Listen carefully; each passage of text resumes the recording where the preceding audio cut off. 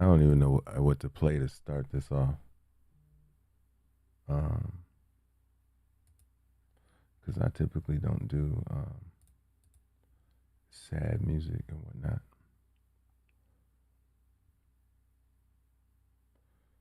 But it's a slow morning.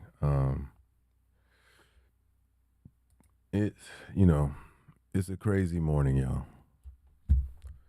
Crazy morning. November has already thrown us a curveball. Already.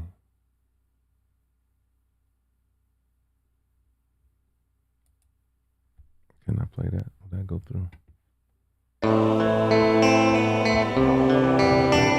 yesterday with no energy today. Takeoff Migos. Um, let's talk about that. Let's get into it. I woke up. My brother hit me yesterday. I knew he was gonna hit me today. But let's get into some music. Appreciate the comments, the shares, and all the love, y'all. Appreciate it. Are they mad at me or are they excited? Appreciate it. Tap into it. Take a moment. Take a moment to listen to this music. Everybody, this is a popular request. This is one of my favorites. This is one of my favorites. It's specific to this group. There's no conversation in it.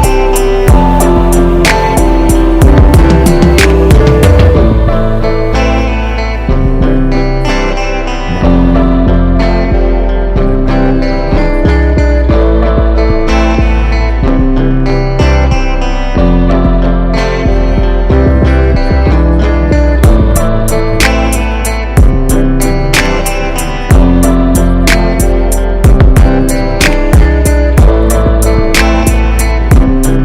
They have a specific song that was one of the most asked people songs to people you can listen to between 6 a.m. and 10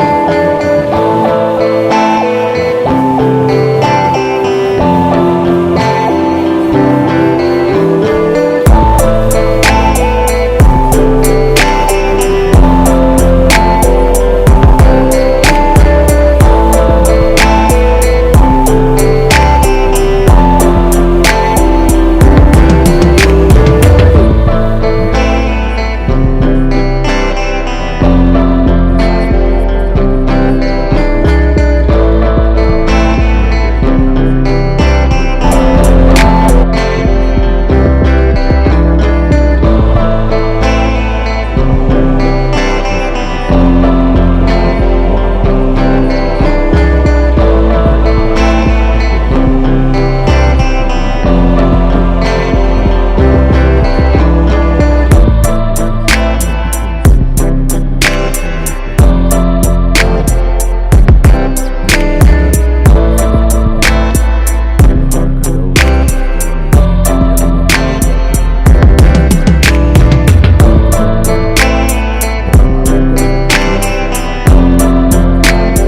to the family and everyone who was affected with the tornado. But I woke up yesterday and I started listening to it. Yeah, there was a loop going on, and okay, there we go. My YouTube people was like, "Yo, what's going on?" There was a loop going on. So yeah, I'm also broadcasting on YouTube right now, you guys. So if you guys want to join me over there, my YouTube link is back.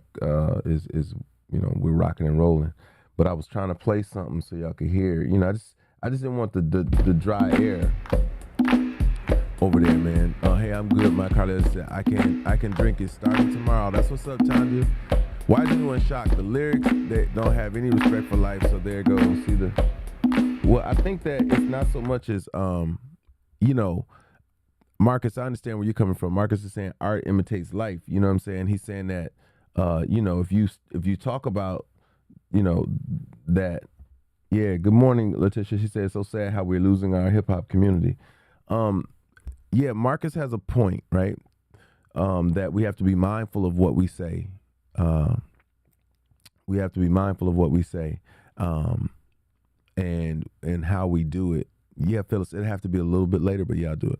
Um, it's just tragic that this is happening in real time. You know what I'm saying?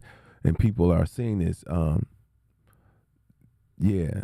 The challenge is that, you know, and here's the irony of this thing, Marcus. If you've ever been around them, they always stay pretty well covered. You know what I'm saying? So for them to be in Houston, to be at a private party, and for this to happen over a dice game, it's not making complete sense. And here's the thing, and I want y'all to understand this as well. Death by murder is never going to make sense. It's always senseless. It's never going to make sense. There's no justification for taking someone's life. Yes, it gets outrageously silly when you say someone died over dice, somebody died over McDonald's, somebody died over a parking spot, somebody died over something. Those different things. Yes, it becomes one of those things that you say this doesn't make sense, and we try to make sense of it. We try to you know, put it all together. Phyllis said, and all this needs to stop killing all these rappers. Why? Let's not marginalize it to just rappers, Phyllis. Let's just say, well, let's stop killing each other. And if you really gangster like that, where are those same gangsters whenever some atrocity is happening with police and black folks? Where are those same gangsters at when you know, when people are marching and there are a lineup of police officers, you know, talking about hurting people? Where are those guys at? Where are those guys at that will do something senseless like this?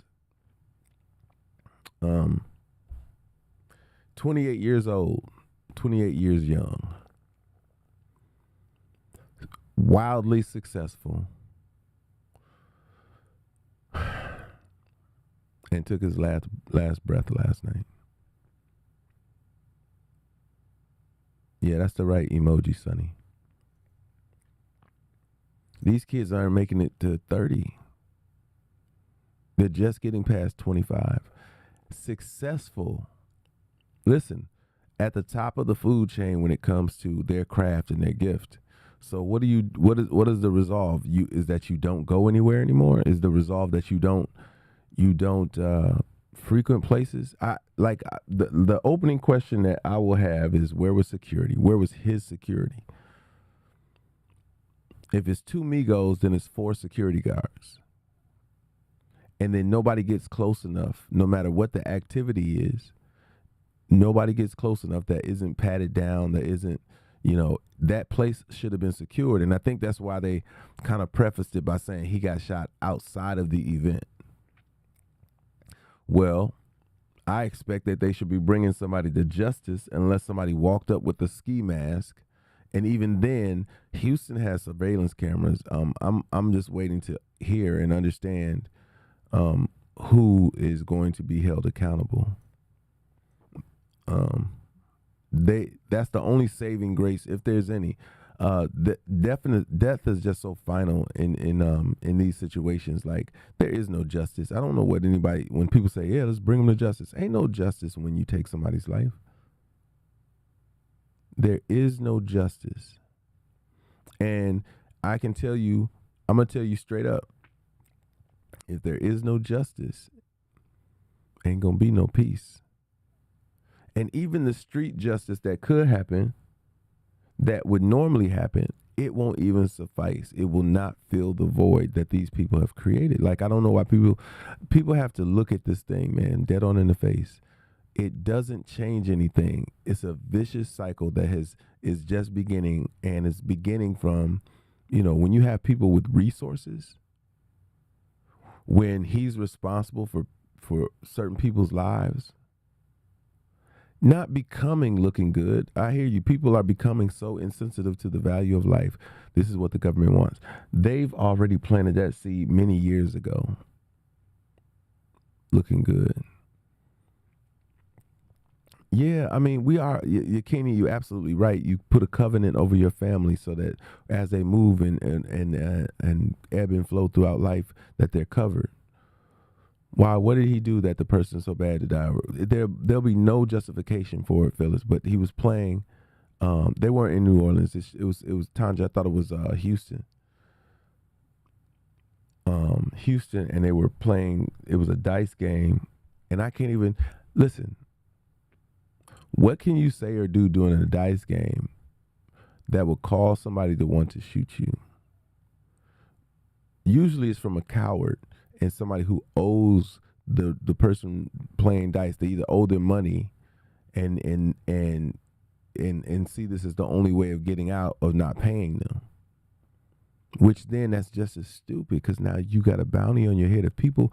I would be remiss to think that nobody knows who the individual are. Okay, 2 other people were shot. Okay, got us. Yeah, thanks for that. Keep giving me the update on it, because that was my other conversation. It was like, he shouldn't have been in a situation like that. There's no way he's the only one that was a casualty of it. There should have been many casualties. What up, Lady Kiki? And they should be accounted for. Now, this was last night, though. I'm talking about last night. What up, Jeremy?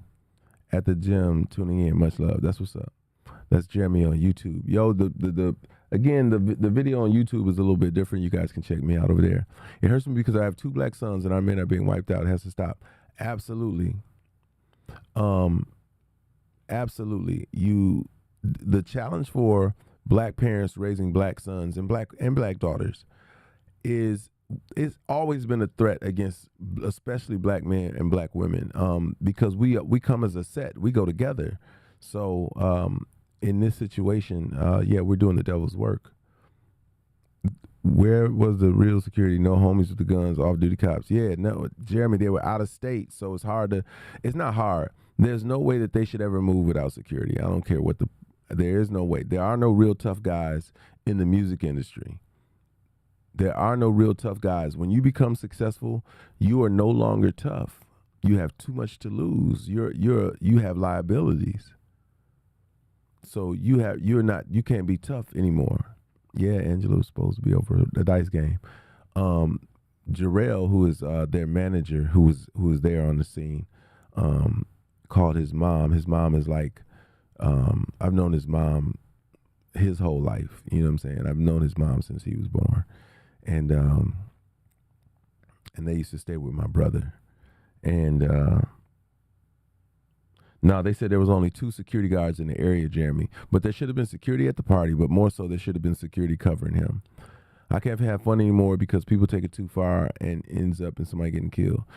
Yeah, like I said, there's always been an attack on black kids, you know what I'm saying, on black boys especially. And so you got to manage, you got to help your kids navigate, different scenes better. I don't stay till the party's closed. I'm not the one shutting the clubs down. I stick and move. I ebb and flow. I don't tell people when I'm coming and when I'm going. If I come, I might call when I'm at the door, or I'll just walk in. But I'm not. But it's different when you're a certain level of celebrity. I'm sure that there was an announcement that the Migos would be in the building. You know what I'm saying? And so that would be a reason for, for them being on set. But you also supposed to have your own personal security. Yeah. Yep. You're absolutely right, Jeremy. Jeremy's saying the same thing, that you don't move like that without personal security. And it goes back to, yeah, Red Baby, it's a horrible way to start a new month. A new month usually means new beginnings and for most people, they look at it as a new opportunity to start over. Yeah, true, Angela, but you can't live like that either. Angela said, "This is why I don't hang out with anyone anymore, barely even with family, untrustworthy people." True enough, but you still got to be able to move. And that's what I think Yakini said there might have been a motive. And that's what I believe. It's first off, you don't, first off, as a society, we hold these people in high reverence, and you don't do something like that, especially in Houston, when Houston has a turf, so to speak. Now we're talking about Jay Prince's backyard. Um, like this is gonna be real interesting. Um, you know what I'm saying? Um, yeah, you can't. So let me say, Angela, you can't not live your life based off of what is happening to other people. You just have to be more cautious about how you live your life and how you move. Don't isolate yourself, because then you become unaware to what to do in a situation like that, because you're far removed from it. It's almost like dating. Like when you take yourself, women, I don't think you should ever stop dating. I just think you should stop giving your heart away so easy. I think you should learn yourselves in the process of the dating. That way, when someone does come along, you'll be able to identify them as a potential person that you really want to be with. It's the same thing. If you remove yourself from the scene, you're unfamiliar with the shady movings of people. Your radar is off. You're not as keen to your surroundings as you should be if you are always around it, because then you see how people are moving, you see how people are doing what they're doing. I've been shaded the most by my own family, yep, so I just stay to myself, especially being an only child. um Being an only child is that behavior of being on an island anyway, but also, yeah, the people that are closest to you are the ones who typically would try this kind of stuff. And that's what this leads to in conversation. Letitia says, I think some of the celebrities want to feel normal and just actually chill with regular. And this is what happens, almost like Nip moving without security. You just have ignorant individuals. Well, I think the difference between Nip's situation though was Nip was in a common area, you know what I'm saying, where it's an everyday thing going on. You know what I'm saying? Yes, he should have had some kind of security as well, like his own personal bodyguard, but he felt he should have been safe in his own building. You know what I'm saying? They try to move like they poor. Still, you got money and get to the right people. Yeah, that's the other part. Is that because you've achieved certain levels of success, yes, you have to do things differently. Too many times, uh, we sign up for an extraordinary life and then want to say we want to have an ordinary existence.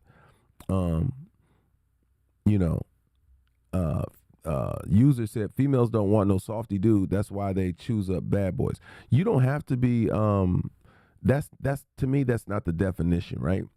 Not having security is not proving anything. It's an intelligence thing at that point, because we all need to be surrounded by, you know, when you, like I said, when you live an extraordinary life, when you've done some extraordinary things, and the world sees you, um, as extraordinary, as special. They put you on a pedestal. They see you as accomplished, and when you've achieved certain things, then yeah, it requires you to circle yourself with protection, especially when you're responsible for other people.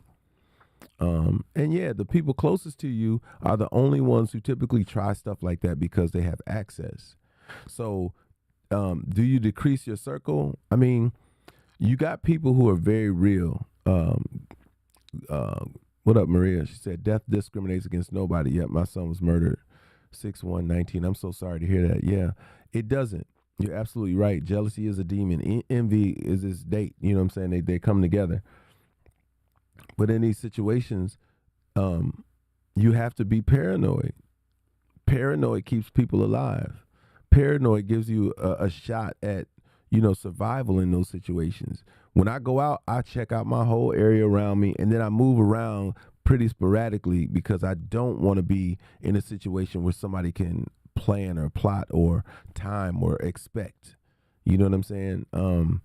You have to move around and, you know, and be, be fluid enough that you get out of there without telling nobody you leaving, except for your main people or main person. You be like, yo, I'm getting down, homie, and then slap 5 and then be out. You know? Yep. Yep. And Letitia said, you can't help what God has blessed you with. You choose your success. Jealousy kills. It's not money. And that's true. Yeah, I know Detroit is crazy because they say Detroit and Midwest areas are crabs in a barrel. So what that means is that when one person gets up and start having success, that's when you become visible enough to people to hate on you. And because the area is so desolate, because people feel like there's nothing to really strive for or live for, that they're willing to take a shot at you and your success. T Grizzly was a part of that, lost his aunt that way, of jealousy and whatnot. So you say, listen, as you move forward, you know what I'm saying? I mean, this is hard. Designer said he's not rapping no more. Designer said he's done. Yeah, see, Chicago's lit. That's crazy that it's at a party that people are invited to. Speak the 91st Psalms over your children and family. I was in the military. That scripture works. Let's look it up. Let's look up the 91st Psalms. Let me see my Bible app. 91st Psalms. Discover 91st Psalms. Let's talk about it. There you go. Psalm 91. I will say of the Lord, He is my refuge and my fortress, my God in whom I trust. That's 91:2. 91:1 says, whoever dwells in the shelter of the Most High will rest in the shadow of the Almighty. I live in Philly. It's horrible here. We just had the PNB situation, so anymore. Yep, that was the reason for, and that's what I've been saying. That if we're not exercising our Second Amendment right, as just period, then we there's no way we're going to protect not only ourselves but those that are around us. It's bananas to me that TakeOff was shot in cold blood in the head, and no one else got shot. That blows my mind that nobody else was around, that nobody else. So it makes me think, was this person that was there the only person with a gun? Like, you know what I mean? I hate to speculate, you know what I'm saying? But it just doesn't add up. The fact that a situation like this can occur and only one person be affected. You don't hear about bullets being riddled everywhere. You don't hear about, you know what I'm saying, multiple shots. You hear, you know, he was shot in the head once. You know, and I can only imagine that the way he was laid down, you know what I'm saying, he was on his back, that the person, that the shot had to have come straight from in front. That's what I'm saying, Tasha. It's like they was allowed to just walk up and shoot. Like, it doesn't make sense. Like, how is it that he's outside by himself? Or did it happen and people were just in shock? But even then, the person that walked up and did it, y'all gotta understand, it wasn't a walk-up situation. This place is on the 3rd floor. This place is on the 3rd floor. So they know who's done this, or they have access to who did it, because their cameras this is like, I think it looks like it's in a mall. It looks like it's in a mall, but like it's outdoor kind of thing. It's real trippy how this thing is set up. If you look at it, like, you can, if you're on the street level, you can look up and see like the balcony of it. Like, not the balcony, but there's a walkway outside of the billiards club on the next floor up, but you can see from the down, like if you lean over the rail, you can see and you can wave at somebody who's up there. You know what I'm saying? And when you see the footage, the footage picks up almost immediately, but there are about 4 people, Offset is around him.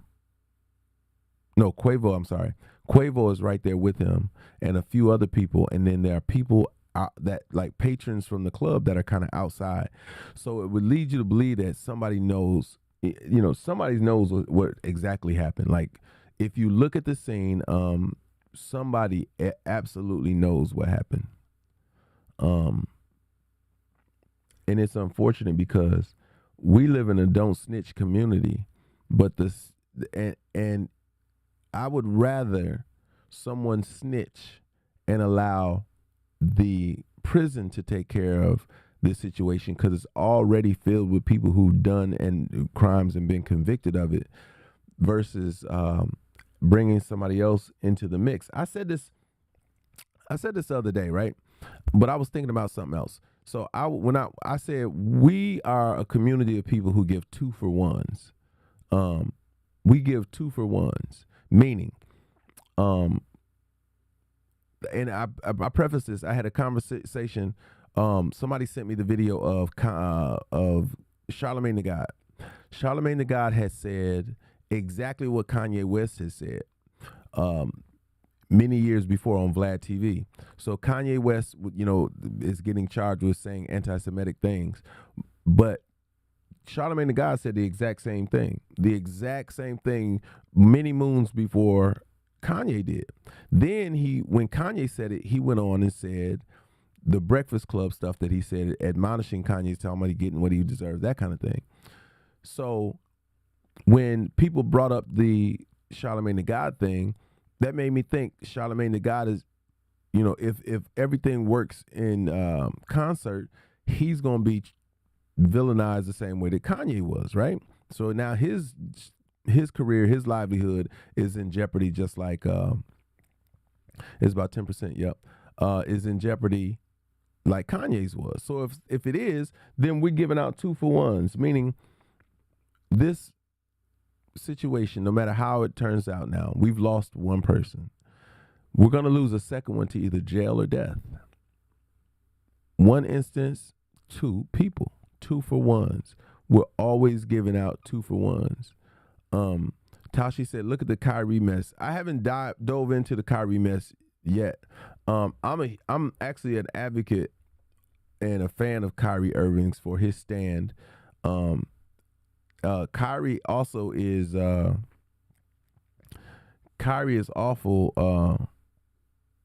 also a leader in his own right. He's not afraid to stand on his own, and somebody who needs to be protected as well. You know what I'm saying? Kyrie is standing in the fold where many, many, many people are falling where they should be standing.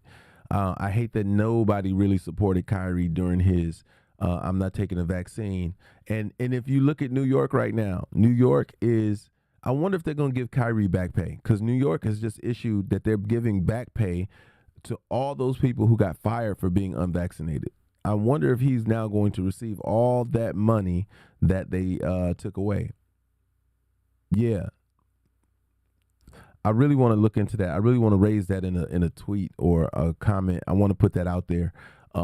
Is Kyrie going to also receive back pay for being unvaccinated like the rest of the New York community after being villainized for a whole year just about for standing his ground? Now New York doesn't even require it. What that teaches us is that we got to move slower. We got to move slower, and we can't, yeah, they will try to, yeah, Tashi. But I think if enough people raise the concern and raise the banner, I think that they have to do the right thing. I think that I think they have to revisit that, because now and this is the crazy thing about laws and all that kind of stuff, is what was deemed bad before now isn't seen like that. You know what I mean? What was once a unhealthy thing is now a healthy thing. You know what I'm saying? Now that time has passed and he didn't make a rush decision to do this, that's what it was. But it was the problem with it, Yakini, is the elitists are showing you that it's not just about it's not a black or white thing, because it is and it isn't. But when it comes to black people in that situation, what they ended up doing for event one was it event 120 or whatever the simulation was that they did in 2019. They did a simulation before the pandemic. They did a pandemic situation chart, like a whole event, 5 days. And do you know on the fifth day, do you know what they talked about on the fifth day?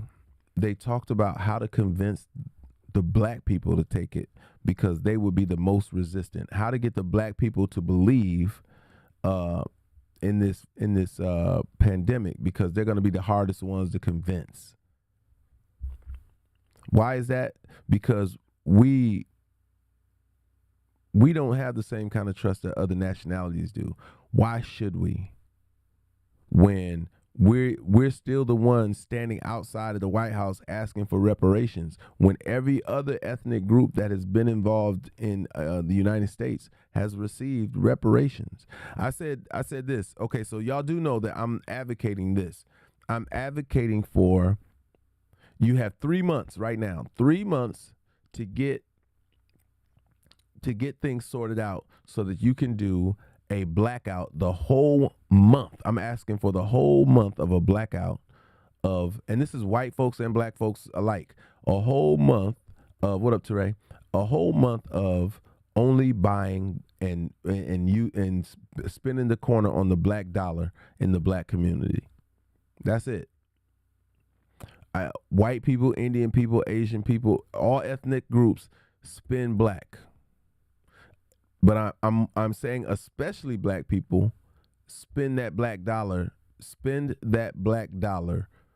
in the black community, whether it's at the supermarket, whether it's at the restaurants that you choose. There are only going to be a few places where you can't do that, and that's going to be at like a gas station or when you're traveling. When you're traveling, what I'm hoping we'll be able to develop is, for people who come to Atlanta, I want there to be somewhere you can look at and say, these are all the places. Remember how the Green Book was? That kind of thing. Like we have given up so much power by not understanding how we can move together. You know what I'm saying? We have given up so much of our power. That's what I'm saying, Taushi. Everyone in their respective cities, we need to have a whole list. And it should start with major cities first, because most major cities are surrounded by these other little cities that we all frequent or whatnot. But it needs to start with the major cities, and then if there are some little cities that are connected, like I live in Atlanta, so most people would say Augusta, Athens, Macon, and then should extend itself all the way down to Savannah. So in that. What prompted this conversation, man, is that I read up on the fact that, you've all heard it. You've all heard how the black dollar circulates in the community. Anybody want to guess how long the black dollar exists in our community? Anybody? I'll wait. I want to know if anybody knows how long the black dollar circulates in the black community. That would be bigger than the Million Man March, Angela, because what it would cultivate. See, I'm saying let's do it for 1 month, but I think once you, just like y'all know with this apple cider vinegar drink, which I got my apple cider vinegar drink right here, y'all know just like with the apple cider vinegar drink, that even if you did it for 1 month, you'd end up doing it longer, and it'd be a lifestyle change. Somebody said 6 seconds. Somebody said 1 minute. Letitia, anybody on my YouTube want to take a guess? We are so powerful in numbers. However, people have been possessed by fear. True, but they also have been possessed by not having guidance. Looking good. All right, that's what's up, Miss Michelle. I see you. We lack leadership and sound leadership. Leadership that doesn't have an agenda other than to see things change, right? Most people would, the people who would stick their neck out there are Muslims and black activists like that, and people are afraid to follow them because They don't have all their complete beliefs. Red Baby says 5 seconds, but I'll say this: as much as you want to, talk about the faults of a Kanye West or the issues with a Kaepernick and all these other leaders that have come out in front, y'all still vote for these corrupt people in the Senate. Y'all have the gall to say, I can't accept Kanye with what all his beliefs, because for y'all, for the people who really are the biggest hypocrites, they're the ones who look at these politicians and they go to vote. They go to support these people that don't have half of the values that they have. They go to support these people that they know are evil. They go to support these people that they know don't have their best interests at heart. I wish Sex Kitty, she said one day. That's not it. So here's the answer, y'all. The black dollar circulates in the black community 6 hours. 6 hours. 6 hours. 6 hours, y'all. Do y'all understand how crazy that is? Detroit has a whole strip of black businesses, some here and there throughout the city. Well, y'all need to line them up, and then those people, they need to also I'm commissioning. I got 3 people I'm gonna do a video for. I'm gonna do a video on my Instagram for 3 different groups of people. One is just everybody. Everybody needs to get on board with this. 2 is gonna be to the one is everybody, which is the customers. 2 is everybody, which is the businesses. Yeah, 6 hours is the businesses, and then thirdly is the churches. I got a bone to pick with the churches. Here's what I found. I have a bone to pick. I have a bone to pick with the church. And it's the leadership at the church. The church is the most consistent gathering place for black people in America over the last 100, 200 years. If we haven't had anything, we had fellowship in church.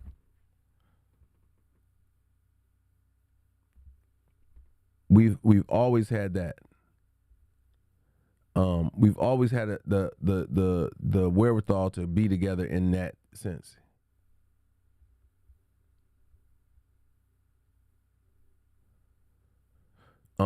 And that part means there's a ton of responsibility there.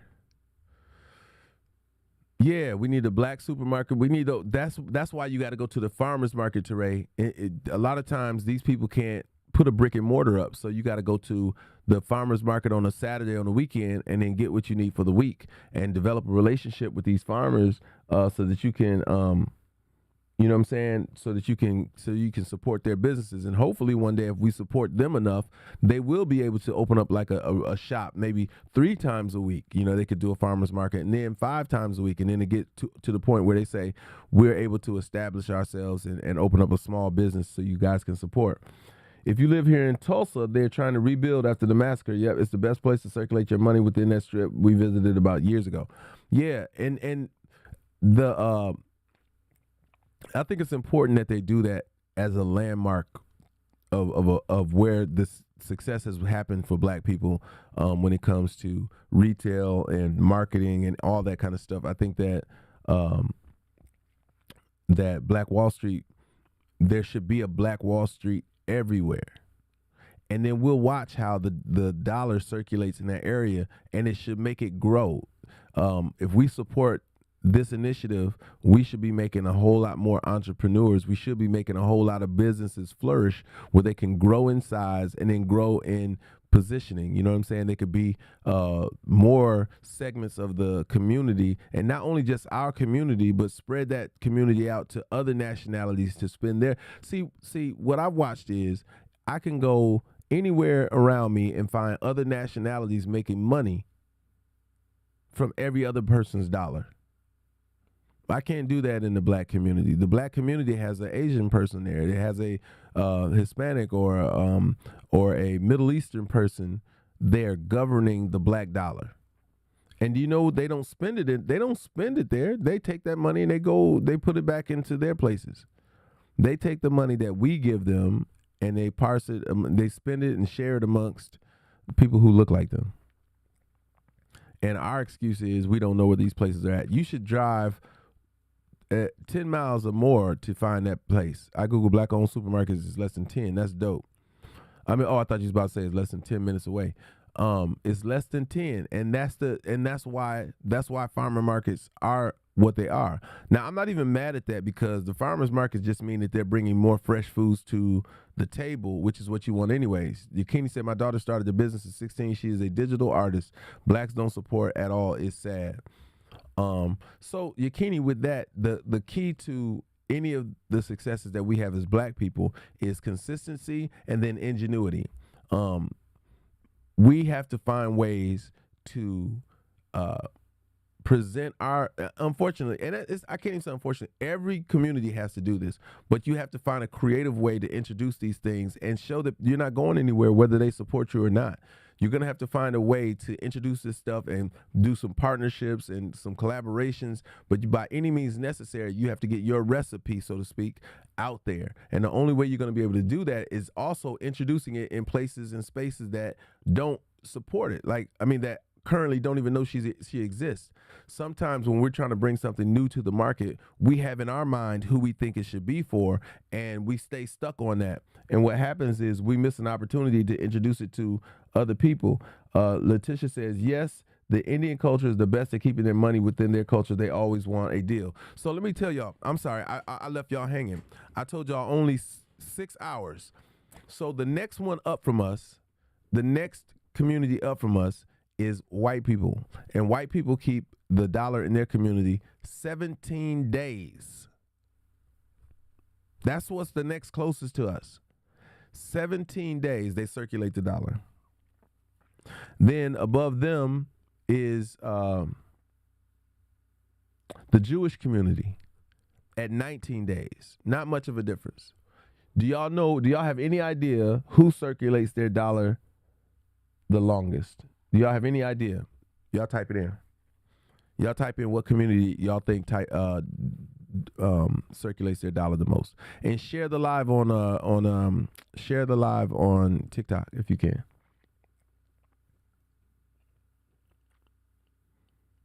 That's right. I see y'all got it. What up, DJ Dub? I see y'all got it.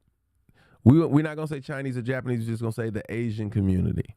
The Asian community circulates the dollar almost a month, 29 days.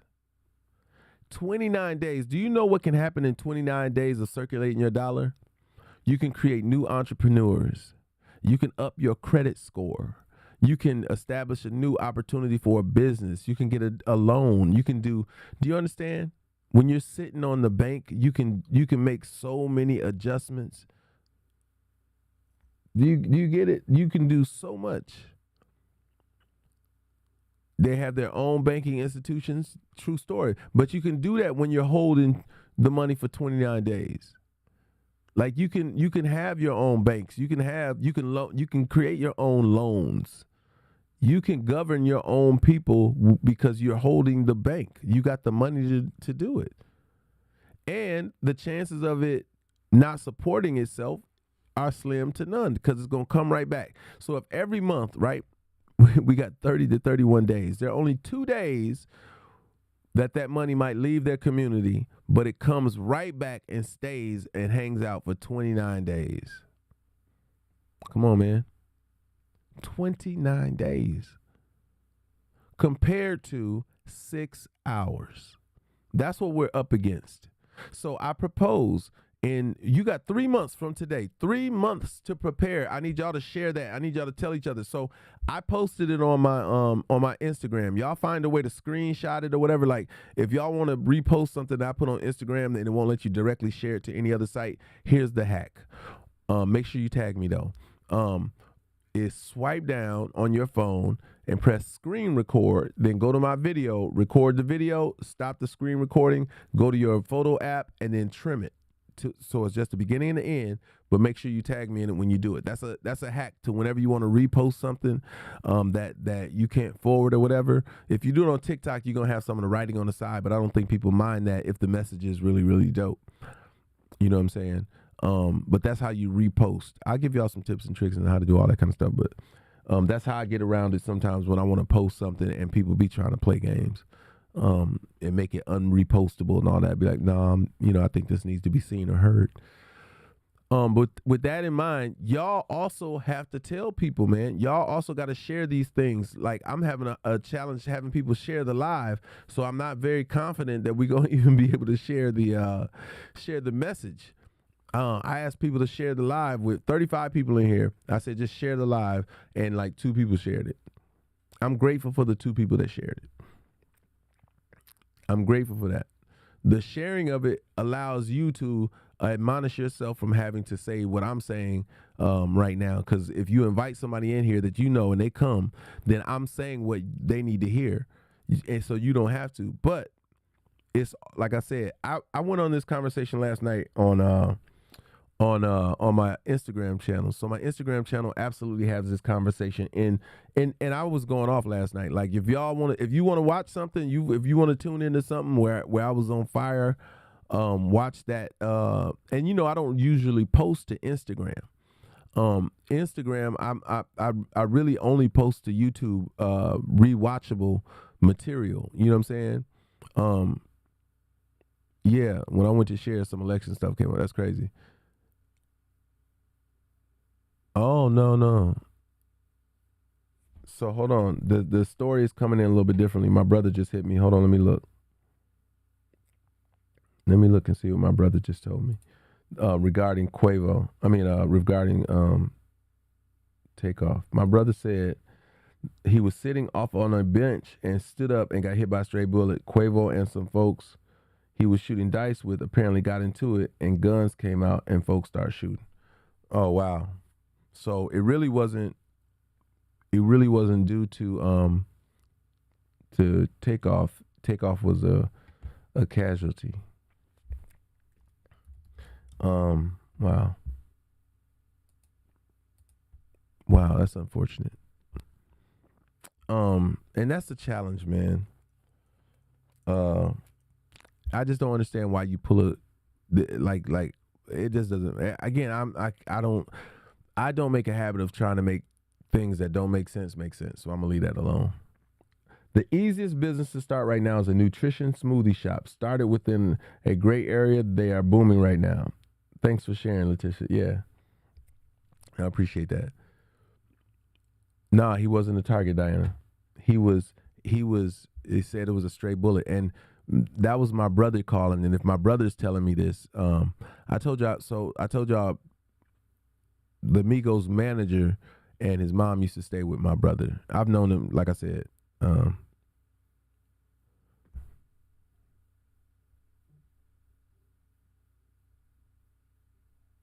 um,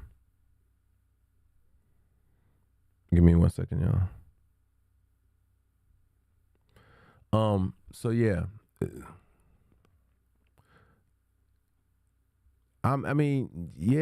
wasn't. Again, when stuff doesn't make sense. Yeah, Jarrell said it. My nephew said it. Jarrell is their manager, and he said he was an innocent bystander. Yeah, he wasn't even a part of it. He was just around while it was going down, and people pulled out guns. That just doesn't make sense. That just doesn't make sense. Like you are who you are. Alexa, show me front door. Somebody just rang the doorbell. It's probably like Amazon dropping something off. I got a sign for it apparently. Yeah, I'll be right back, y'all. I got a sign for something.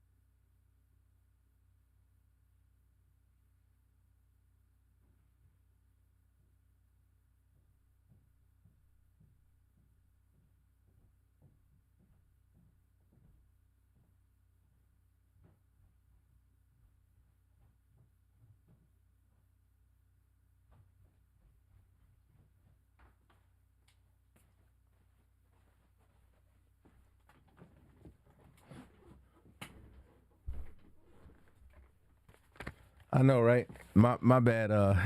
Letitia on YouTube said I was supposed to play the whole music, but I jumped up and I jumped up to get the door too quick. Yeah. So he was saying that Quavo is blaming himself. Um, yeah. Who all here? Who all on here owns their own business? Red Baby wants to know. I'm sure it's so she can be supportive. Are they from East Atlanta area? I lived off Gresham Road in Brandon. No, they're from the north side. So like Marietta, Marietta, Gwinnett County. They're from up north.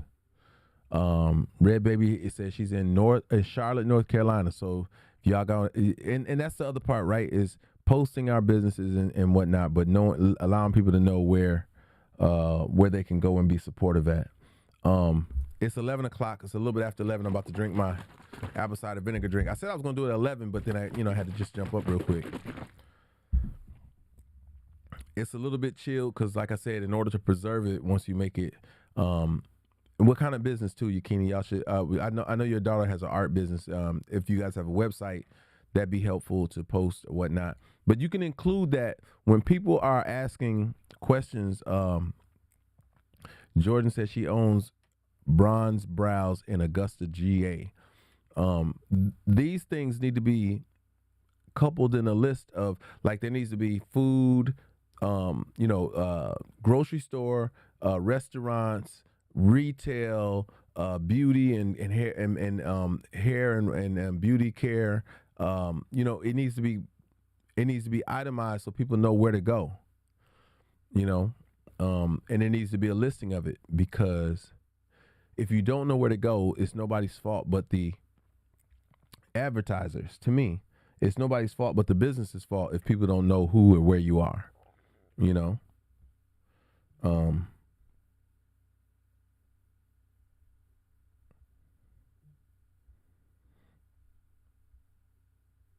it's nobody's fault but to me the business. You guys got to do the, you know, you are the greatest. This is where social media comes into play, where you're gonna have to be savvy. You're gonna have to find somebody to collab with that's willing to be a vehicle for you. Because a lot of times when you're the business, you are very much business oriented, and you're not very marketing and not very um, promotionally based. Meaning you can't do it all, right? A lot of y'all want to be the designer and the model. You know what I'm saying? A lot of times it's better for you to be the designer. That way you can look at the models and understand how better or what's going on with, the presentation. So maybe you're posting my daughter's site, Maru Designs. Now, maybe she's not a great person at telling people. So I'll tell you this. So I always tell artists that I tell great artists that you need a great manager. You need somebody who could say how dope you are, because it comes off arrogant or disingenuous if you do it yourself. So each one of you people, I'm giving y'all some game right now on some business stuff for anybody who is out here trying to start their business or make their business grow. You can't say how dope your business is and people respect it. Somebody else has to say, "Oh my God, have you got your eyebrows done there? Oh, it's off the chain. I went and got my eyebrows done, and let me tell you, the experience when I went in to get my eyebrows done at Brown's Brows in Augusta." They treat you this way, and she was so gentle, and she asked all the right questions, and da da da da. Really, girl? They don't do it in my eyebrow place. Let me go check. Let me see if I can get an appointment. That's how that works. Most of you don't have mouthpieces out here in the social landscape. They're easy to find. All you gotta do is type in whatever your aesthetic is, and you'll see a slew of people who are either a part of that aesthetic or interested in that aesthetic, and some people who are talking about their usage of the thing that your aesthetic is without being associated with somebody else. You know what I'm saying? And humble is good, but humble isn't the salesperson for any business. Humble is the person who says, "Thank you very much. I appreciate your business." The other person saying, "Yo, if you ain't got one of these in your house, oh my God, if you don't have one of her designs on your desktop, you are missing out on blah, blah, blah." Well, who is she? "Oh, this is Yakini's daughter. You go check her out. Da, da, da." Next thing you know, yeah. That should, I mean, that is, that requires a lot of help. Letitia said, my next book should be a list of black owned businesses in each state and how to circulate it within the community. It just be called the Green Book again. You know what I'm saying? The extended Green Book, the Green Book 2023. Ultimately, you know what I'm saying? That's what you will want to accomplish. You say, hey, I'm developing a book called the Green Book 2023. And I wanted you really want it. I'm in the case of doing that, I'm so far behind the red, the line, because the Green Book you would want done in the next month to month and a half. So when this February comes along, when this Black History Month comes along, everybody can start implementing the ideas that's in the book and the places to go in the book, like right now.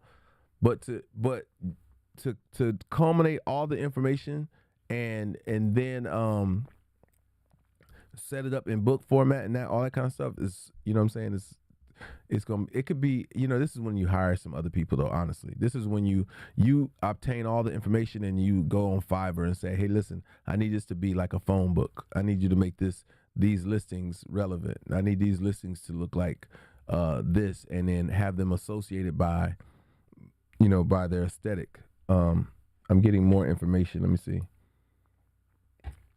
I'm getting more information. It says, actually, it was called the Atlanta Black Pages. Okay. Yeah, Black Dials about 20 years ago. I remember that. My brother was going to do something like that. I never know who's watching on it never gives me an accurate account of how many people are watching me on my on YouTube and on Facebook and Twitter and LinkedIn and all those kind of things. But my brother is saying it was called Black Dials. And yeah, they need to do that again. I don't know if I call it Atlanta Black Pages. I think because the Green Book was so synonymous with, is now synonymous with a directory for black folks back in the day, that I would just as soon call it, the new revised Green Book, just updated information, Green Book 2023 or something like that, that people can align themselves with. But it's definitely needed in order for the black dollar to circulate longer than 6 hours in the community. 6 hours, man. I mean, if y'all don't get that through y'all head, like 6 hours, man.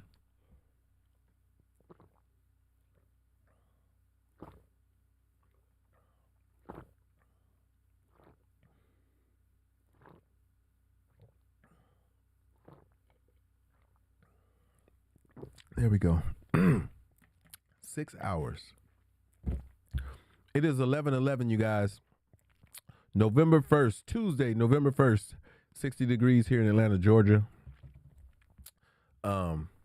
He said his book was going. Let me find the. Let me get back to that. I keep closing my messenger app. He said his book was going state to state and actually have phone operators to direct you to businesses that were black near you using your GPS. How about that? Maybe it's an app, Greg. Maybe it's an app that needs to be developed. I'm sure somebody has tried to do one, since then, an app that would direct you. Because an app with GPS capabilities, and you could say, oh, these are the black restaurants that are near me right now. That would be really, really dope. Until then, we go back to the beginning. The roots have always been, rooted in paperback. We go back to the roots and get something like that done. Man, it's so electrifying when I drink that, man, that I start feeling this going all through me right now. Y'all are tripping. Like when I drink that, when I drink my apple cider vinegar drink, I don't know if this should happen to y'all too, especially if you're drinking it on an empty stomach. Man, it just lights everything up. It just opens everything up. Like everything gets introduced, and it's you know what I'm saying, like everything. I feel like I'm busting out a light sweat. Y'all can see me glistening. Y'all can see your boy glistening. You know what I'm talking about. But yeah, man. I think it's in order for us to make some changes, it's gonna have to happen with those three groups of people I talked about: the consumer for the black materials, the provider of the black materials, and then the ultimate marketing place for the black product is in the church. I'm sorry, it's in the church. The church houses the community more often than any other event that happens regularly. There's only one place regularly where hundreds to thousands of people congregate on a regular, consistent basis, and it's the church. And if the church is only talking about the return of Christ, if they're only talking about the how the earth was formed in the beginning and all those kind of things, who's going to talk about the present condition of the people today and what to do in order to regain the strength that we once had in our numbers?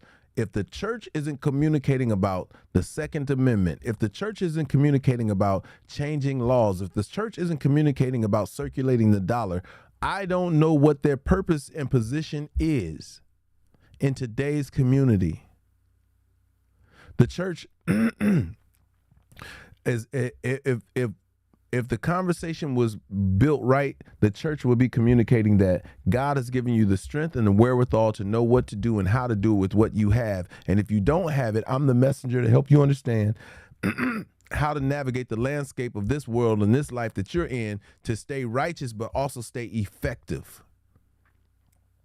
Because the black church is not effective doing any other bidding than what these politicians want, and they do it without getting anything in return. Yep, the ability to obtain wealth, health, success, all that, Yakini. But when you're not being told that, when you're not being shown that, yeah, they try to tell you who to vote for, but they don't tell you what's in it for you. And that's my challenge. That's my problem with ministers today, is that you are setting the people up to work for free. There's nothing in it for none of the parishioners that go to these churches and vote for whoever these churches say vote for, because they never see the effects or the benefits that truly affect our community. Not once has a minister stood up and said, I'm sorry, Dr. Fred Price is the only minister I've heard in recent past that has stood up and said, maybe we need to go to war with America. If that didn't light a fire underneath y'all, I posted it on my page. It's got low views here, but it's got hella views on my Instagram. And this is why I post material to all three platforms. I post material to TikTok, Instagram, and they do go together, Red Baby. And that's the problem, is they're trying to separate church and state. But you can't really do it because they're all apart. It's all inclusive. And the minute you start adding that division is when you start adding confusion. It all goes together, church and state. You not separate, are you? You can't be separate in your thoughts. You are a religious person who has to deal with these political businesses, right? They want to separate it so that you don't have a conscience when you're doing it. They say politics and religion don't go together so that you don't have a spirit of discernment when it comes to dealing with these people. If you have no religious foundation, I don't care who and what you believe in, but if you don't have one, then you're willing to do whatever. You're open to whatever. Anybody can say any and everything to you and get you to do whatever they want you to do, and you won't have any remorse about it. You won't feel one way or another about it because you're just going with the flow. Think about it. How many times you just voted because because they said that people died to vote, so you go and vote. You don't even know all the politics. And if you did, you would embrace Kanye West right now and you say, I accept you with your flaws and your facts. Because you're trying to affect change for all of us and not just yourself. When politics do it differently, they try to introduce change that affects them first and everybody else next. Absolutely, Yakini. So my greatest concern is, why haven't these churches done what Dr. Fred Price did in one sole conversation? He held the United States accountable for their own benefit, Yakini. You got to add that. Politicians pander to the masses for their own benefit. Yeah, it all goes together. We are not just one thing. When they try to separate church and state, we're not just one thing. We encompass and embody so much more. And so when they try to limit you, when they try to bring you down to or separate you, when they try to separate where your head should be at, that's when it gets confusing.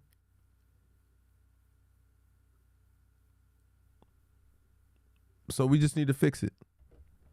And you fix it by holding people accountable. But how can you hold people accountable in a society that's driven by finance? Well, you become a person, you become a business traded on the stock market. You make yourself available to be, it costs nothing. Your vote costs nothing. They ain't even paying a whole lot for the black vote. You know that? Your vote, they don't even care if they get it because they like, it don't cost us nothing for it. They don't really stand by anything. They don't really want anything. Local elections are important. People need to get involved and research people they are voting for. Absolutely. The local elections affect you more than the national elections, but they all kind of work in conjunction, right? They use the local elections to build the foundation that they want to move things on the national election. Meaning, if they get, and you see this play out in the conversation on a regular basis, if they have enough Republican votes in the Senate, if they have enough Republican votes in the House of Representatives, blah, blah, blah, blah, blah, that the head is able to move freer because all of the components that are attached to it are moving in concert with it. So that's why the local elections matter. I love the fact that, I know people don't like the fact that we have a white governor here in Georgia, but I do, because he knows the games that they are going to be played at the next level, and he hasn't played by any of those rules. Atlanta's in such a better place than a Stacey Abrams could have got it into, and any other person that has been trying to do something. All these other people don't get it. You can't bend, you can't yield, you got to stand fast to what you know.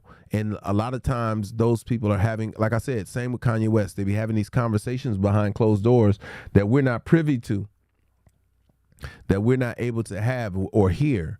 And so they move differently. The governor here said, man, we ain't doing all that crazy stuff. We gonna tough this one out. And he wasn't playing. It wasn't the okie doke. I don't know if I like Herschel Walker or any of that kind of stuff. You know what I'm saying? But I don't charge a lot. I think he's an idiot, just like I think Warnock and all the rest of them are idiots. They just idiots for different people and different causes. And to really affect change, like they're again, you got to remember, these are pieces in the building of the foundation. You know what I'm saying? These are pieces in the building of the foundation. So all of them don't have to be sturdy. They just need them to be there for whatever foundation that the next level is trying to build. That's all. I'm not a fan like that of any of them. Yeah, he's definitely better than Warnock. Definitely. But you know what I'm saying? The problem, the challenge is that people don't do enough research, and they're caught up in what we were talking about earlier. They will hold someone to something that they've done as if that's the whole basis of their stance and politically, versus saying that was what, that was a thing, and all right, that's cool, whatever. But I'm on to some other stuff. It's bigger than just one thing. It's bigger than just an incident or whatnot. But anyway, I really just want to make sure that we, like the thing, and sitting there in Georgia, when you change that, you can change how good things can get done. How can Herschel be better than Warnock? I didn't even see that on my thing over there. Warnock is whack. I'm not a Republican or a Democrat. I just don't. It's just a energy and a vibe and a presence. When somebody will step outside of, he's done more outside of the state of Georgia for other places than he's done for Georgia. So I'm cool on that. You show me what you doing, I'm cool. And he's done it.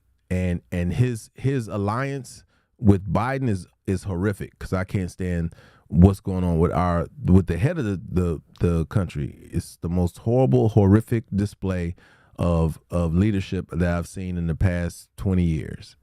So I can't co-sign anyone who's aligned with that, with that stupidness. Like, I can't even, there's no justification for aligning yourself with somebody who's a known idiot. I'm sorry. And as much as people want to call Trump that idiot, you also understand that Trump hasn't been a politician that way as these other people have. You know what I'm saying? Trump was an individual. He's more about, to me, he was more like people than he was a politician. And he tried to disseminate information to help get people, something to think about, some options. He was so transparent to me, a lot more transparent than any other president we ever had. And we'll never see that again from any other person, because everybody else that they allow to get elected is going to be a politician. None of them are going to be like people and for the people, truly more for the people than I've seen. Even if he was more for a certain sector of the community, I mean, I ain't even mad at that, because at least he got something done for somebody. I can tell you he got stuff done for black folks as well, more so than Barack Obama did, but y'all don't want to hear that conversation. Like, y'all don't want to, everybody want to believe Barack did this and did that. He didn't do that. The economy is only better because of what Trump did. But the flip side of that is we are in so much turmoil globally that it makes no sense because of the positioning of a Biden. And he's incompetent. I'm sorry. But I don't want to have a text argument with my brother. So with that being said, that's what's up, Carmi. Welcome to the live. With that being, what up, Deech? Yeah, I just think that, you know what I'm saying, today is like a crazy day. It's the 3-month mark to the blackout. Like, I've decided that, you know what I'm saying, if we're gonna do something different, then we got to truly do something different. We got to stand in the position to do it, and the only way we're gonna do it is the only way we're gonna be able to get it done is if we change the parameters in which we negotiate.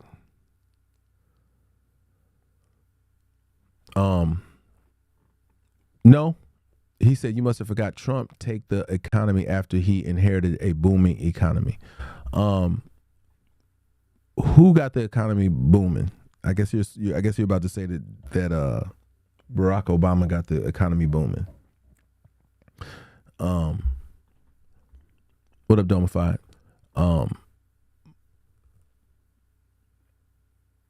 I think that we have to leverage our dollar, and the only way to leverage our dollar is by pooling it together and getting that, 6 hours of circulation off of our chest.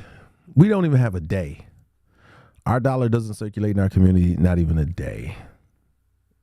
That's just hard, man. We talk about economy. We can't even talk about the black dollar in the economy because it doesn't exist. It's like a fart in the wind. 6 hours. You get your dollar and drive from, I don't know, New York to North Carolina, and it's gone. Gone. I'm glad you found it too, Yakini. Make sure you're following me and turning on notifications if you haven't already. Turn it on to always, so y'all can catch me when I come on. And I tried to get up I set my alarm. I was going to get up at 8 to jump on at the time that, like, I'm really trying to get our show to be 8 to 10. It didn't even exist, Yakini. The Yakini said what about the Hispanic dollar? The Hispanic dollar doesn't exist in the United States. It hasn't even reached a level of measurement. I'm sure, and the reason being is because they don't have a foothold like that in the community. The Hispanic community, if we said how long does it circulate in maybe Texas or Arizona or something like that, or California, you could probably reach that metric, but it's not that prominent, Yeah, but that's not a bad thing looking good. She said they purposely keep us in our community by putting everything within a close distance. That's not the problem. If your community was like Black Wall Street, then voila, we solved the problem. All of us are in our, are in proximity to somebody who looks like us, who's going to help us, who's going to facilitate our needs, whether it's a shopping, for clothes or for art or for entertainment or for food. Those things are in our area. And that's kind of, again, where we got bamboozled is we decided to expand. We excited to move away from one another. If y'all really want to talk about it, that's one of the biggest worst things that we could have ever done is integrate in that way. We integrated everything. You know what I mean? And in integration, we were infiltrated and lost a foothold on ourselves. Yeah, exactly. Now that's more of the point. Looking good is that in our communities, you see diversity in our communities that you don't see in other communities. There's a diversity that's in our community, more so in every black community, that you can't say that you see in white communities. You don't see all this diversity like that in other communities. And if you do, guess who's not represented in that? Y'all ain't seen what's Rick Ross's wing place? Y'all don't see a wing stop in Alpharetta. You don't see a wing stop, in the heart of these places. Y'all don't see, black owned places in those places. You know what I'm saying? Looking Good said one of the reasons why we probably can't see the Hispanic dollars is because they've been counted as white people in the census. Wow. Yeah. So that's what's got to change is you got to get a slutty vegan all over the place. You know what I'm saying? You got to get raised Cajun food all over the place. We have to first establish these businesses in our community to the point where the word about it, that that it expands, that people come from all over to get it. There's a place here called Busy Bees, probably one of the best soul food places I've eaten at in a long time. It's over by Clark Atlanta University. It's called Busy Bees. If you're ever here in Atlanta, order ahead, plan to wait for an hour. Like order, online and then go up there in an hour. And you'll go and there's always a line. I posted about it a couple times. There's always a line. There's never not a line at Busy Bees. The food is that good. The fried chicken. I know you're not supposed to eat all this stuff, but I indulge at least once a month. I indulge in some fried chicken, some black eyed peas, some broccoli souffle, some yams, some greens, and some the pumpkin pie, I'm sorry, the banana pudding and the peach cobbler, the strawberry lemonade. All of it's gonna have you laid out. I just want you to know it. If there's a such thing as and again, here's the key, and this is how I'm able to manage it, is everything in moderation. Remember I told y'all can eat what you want, but you can't put yourself over the slump. Like you can't get yourself past that point of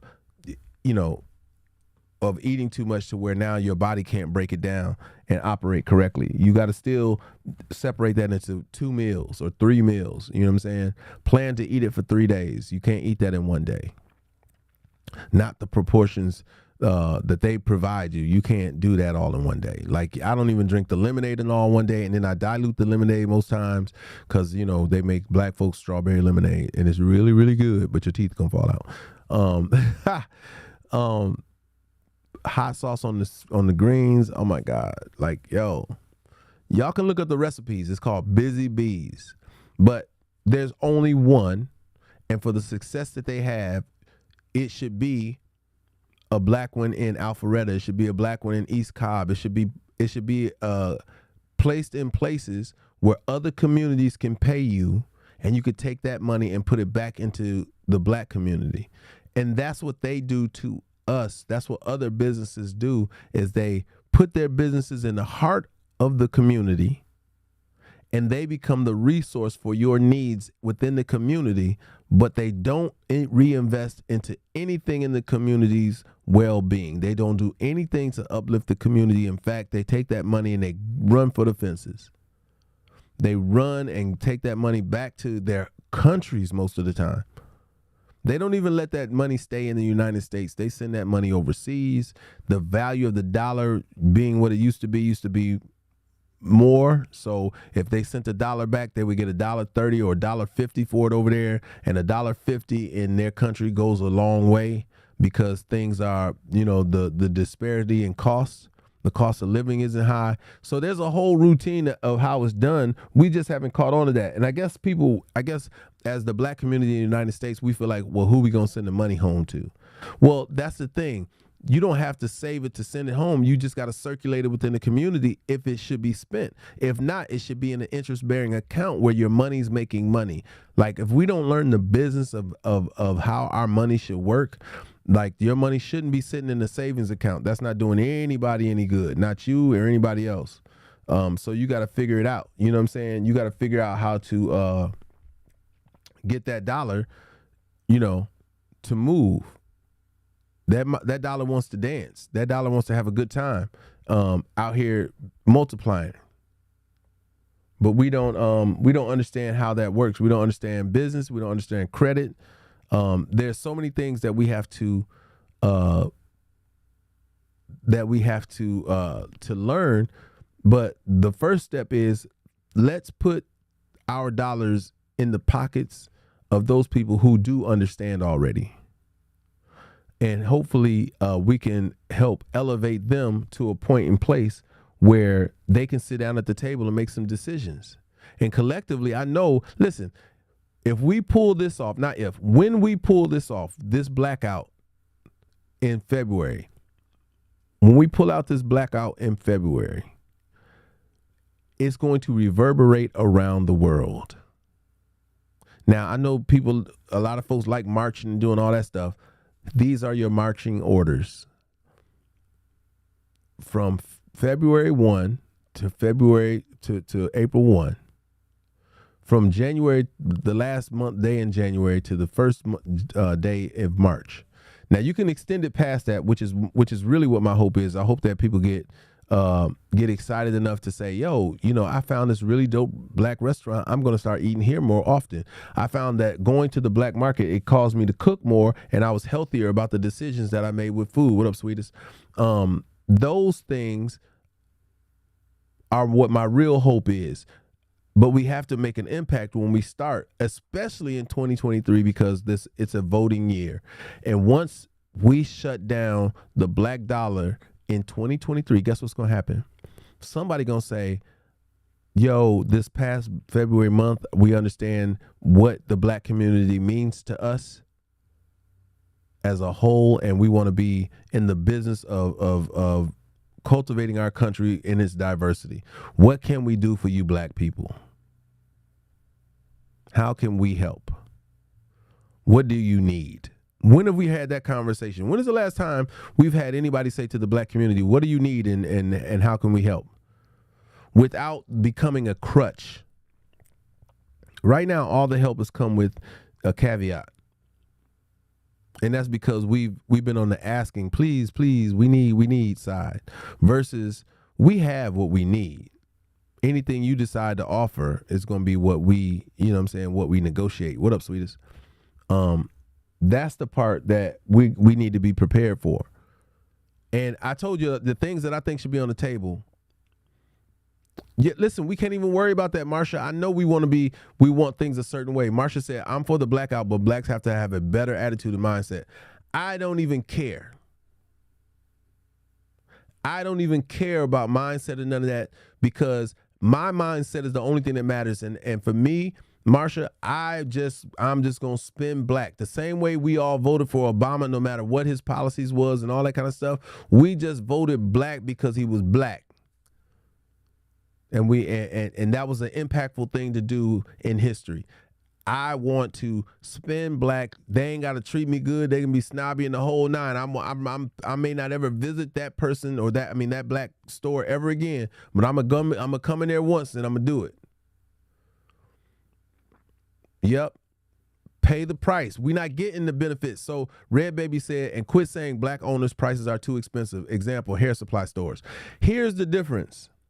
We don't produce hair care products from scratch. So we can't set the price. And even when we do, it's more. They can't be the quality of Publix, Marsha. Here's the thing. The reason why they can't be the quality of Publix is because we don't spend enough money there for them to buy the competitive edge that they need from a Publix. And if should they come with the quality of Publix, they got to spend more because these people that are there selling to say, I can sell to you or I can sell to Publix. Publix been good to me all this time because Publix making all the money. You kind of new, so I can't give you all the best, but if I do give you the best, I'm gonna have to charge you a little bit more than I would charge Publix. That way I ensure that, you know what I'm saying, I don't feel the loss. Publix doesn't bug out on me too hard, you know what I'm saying, and take their business elsewhere. So there's a whole caveat to the whole approach of changing of the guard. We may have to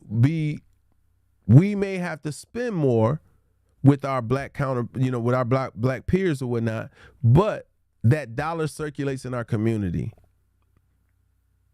And in doing that, that means we're not going to the cheap Asian store to get the hair care products and then undercutting our black brothers and sisters. They complain about the prices, but they spend. Yep, that true story, right? But we have become sensitive.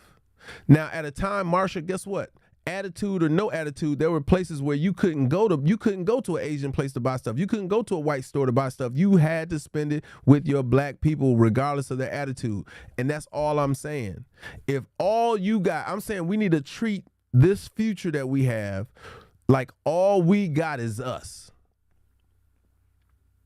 Because ultimately, culturally, we are the cultivators of the community when it comes to what's hot and what's not. True story. And I think, Marsha, because that's not a behavior that's been exemplified in the past, maybe that's something that will become a thing as we start spending more, as they get used to having more customers, as they get used to having some success. You know, only people that really angry or get mad or treat people like crap is people who feel like they're being treated like crap. You know what I'm saying? When you say they have to appreciate black customers, sometimes black customers come in there and they be like complaining about everything. You know what I'm saying? Black customers come in and they talk about the prices being too high in that store versus going next door to another store and spending whatever they're asking without a complaint. So I'm saying to you is we need to move as if we have no options. You know who the most successful people are? People who move like they have no options. A person who is successful is a person who says, listen, I can't do math really good. I can't read really good, but I can draw my ass off. That's all I'm going to do. I'm just going to draw and I'm going to be a success at drawing and I won't have to worry about those other things. So you want to be a success at helping build the black community in terms of entrepreneurship, then you got to spend only in the black community, and you got to encourage not only other black people to do it, but you got to encourage everyone to do it. You have to be an advocate for everyone. And because we are the culture creatures on this planet, because we're the one who make things cool or whack or all that kind of stuff, all we got to do is start rocking it and then telling people about it. That's why it's easy to support a Kanye West who could put out a shirt, some shoes or whatever, and we just start rocking with it. Guess who else gonna rock with it? Everybody else. It could be the wackest thing on earth, but if we all doing it, that in itself makes it cool. That in itself makes it the next pop and dope thing. But we forget our power at times, and sometimes we got to be reminded that we're the sauce. You are the sauce. Every time y'all move around, every time y'all throw on something fly and y'all know blah, blah, blah, y'all could wear this, y'all could buy the same thing that somebody else buy, but your swag is what make it your sauce, the way you do it, the way your confidence is. People want that. That's why our entertainers are who and what they are. People want that. People need that. Because who else is going to do it? Do y'all remember when they shut down TikTok and the dance experience, when black dancers said, we ain't doing this because y'all ain't giving us the recognition? This was the stalest place to be for that dance community. It shut it all the way completely down. Why? Because those kids recognized their power on this platform. Now, what's your power out in the world? It's your culture, that the culture that you've created here. We don't have an absolute culture associated with our identity here, so we created one and we made it cool. We made lemonade out of the lemons that we were given. We made lemonades out of the lemons that we were given. Now give everybody a glass. This lemonade isn't exclusive to us. It's let's give everybody a glass, but it has to be from you. That lemonade has to come from you. That lemonade has to come from your place of business. That lemonade has to be coming from you. And if we can help it, the lemons that are squoze for that lemonade hopefully come from your backyard or come from your friend's backyard that you've seen grow these lemons. That's how it has to work. It has to be coupled all in together. It has to be from one situation. It has to all be inclusive. Yep.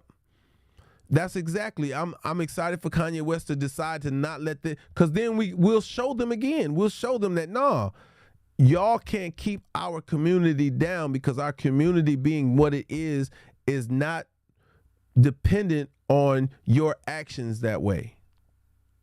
And maybe no, success as Kanye West, the entrepreneur by himself, won't look the same as a success as being a part of a world and widely accepted brand like Adidas, but a success nonetheless.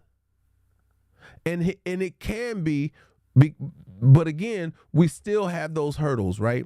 We still are going to face those hurdles where we're going to need these outside communities, because they're already built up in places doing these things. This is why people and designers go to Korea and they outsource to China, all those places, because the cost of workers is cheaper. So there's always going to be a collaboration. It's just a percentage of the collaboration. And this is what Kanye was talking about, is that the percentages are off.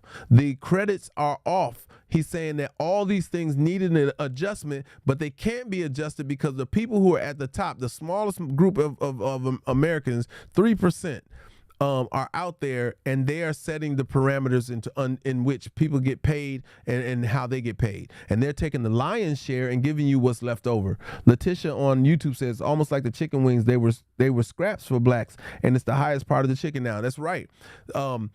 We make lemonade out of lemons. When they've tried to throw the dumb stuff at us, we said, if this is all we got, this is what we rolling with, and we're going to make it all good. So that's what I'm saying to y'all about February. They gave us the shortest month of the year to celebrate. Now, we black all year long. I don't want to get y'all get anybody twisted. We're black all year round.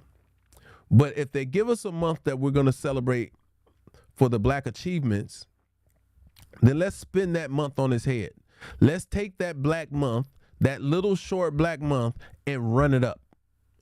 Since it's such a short month, it'll be the shortest month that you'll have to spend black only. It'll be the only things that I say to you all is, there are black companies that have bottled water. Look it up. I know a kid out here who's doing bottled water, but also Will Smith's son has a bottled water company. But buy your water in advance. Get 2, 3, 4, 5, 6 cases of water for the month of February. Plan out your February lifestyle now. 3 months in advance. Y'all should know where all the places to eat at are in your area. Period, point blank. You should know where all the black entrepreneurial businesses are at. If it's agricultural care, if it's a lawn care service, find a black lawn care service just for the month of February. We're gonna have to tell well, here's the thing. I won't say that. I will say, yes, find a black one if you can. And if not, you know what I'm saying? There are our Hispanic brothers, our brown brothers, who also are very gifted in that area and have taken it on to be agricultural specialists. Then you continue to employ them as well, because they're part of the struggle. When most of these companies and people, they don't see anything other than, if you're not white, you're melanated. So in that, we know that if we were to put things, we want to believe that they'd be just as supportive as we would be of them. So let's just figure that out. We'll see how that goes. But for the most part, there are ways for you to continue to spend that money where it needs to be spent.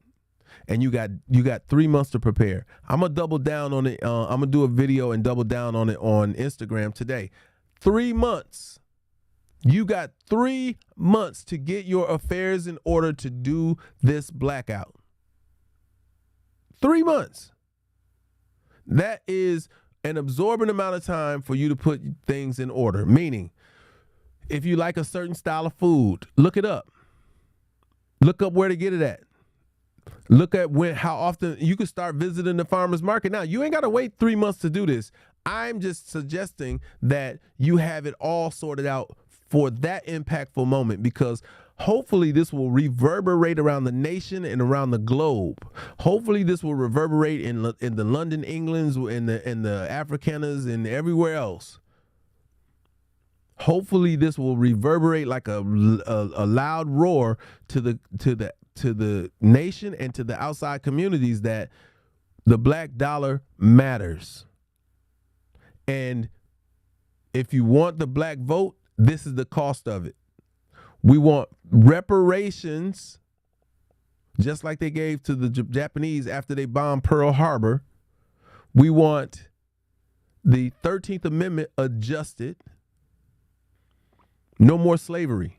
Like absolute no more slavery. Right now, the 13th Amendment emancipates you to a certain degree and not to the fullest degree. And that's that sneaky, backhanded, you know what I'm saying, law stuff. You know what I mean? Yep, I'm saying no Publix, Letitia. She funny. And she said, I'm just reading her comments. She said, we're going to be skinny where I live. No, what you're going to do is you're going to plan ahead. Y'all, listen, plan ahead. Yep, food trucks that are promoting black-owned food, plan ahead, meaning this, right? Get on a list. Find the farmers in your area. Most farmers will send food, will send packs, will send ship stuff. Start finding out who's willing to do that for you. Find ways to travel. If you got to travel, listen, if you got to travel 30 miles one day out of the week to get what you need in order to support your black businesses that are near you, I say that's a small price to pay for the impact that you're going to create. Because we've dropped the ball. Looking Good said, can you please explain to me why slavery is on the ballot in 5 different states? Slavery is on the ballot is because people have to pay for these prisons. These privatized prisons are making money from the government for having prisoners, and then they're making money by the prisoners for the labor that they do for JCPenney's and Walmart and all these other places. So if the laws are changing, like if weed becomes legal, which was one of the main small instances they were locking people up for a ridiculous amount of time, then they have to change things. There was you got to go watch Looking Good. You got to go watch the movie, the documentary on Netflix called 13, and you'll understand more. All of you will understand way more why all this is what it is. Now that we, there have been adjustments being made within the system doesn't support the way things were in the past. So those people who were winning off those past techniques are asking for things to be adjusted so they can continue. Listen, the black community is one of the communities that doesn't respect consistency as much as the rest of the world. Do you know people back when slavery was a thing, people didn't want that to end, right? It was a lot of people that didn't want that to end. Those people still exist.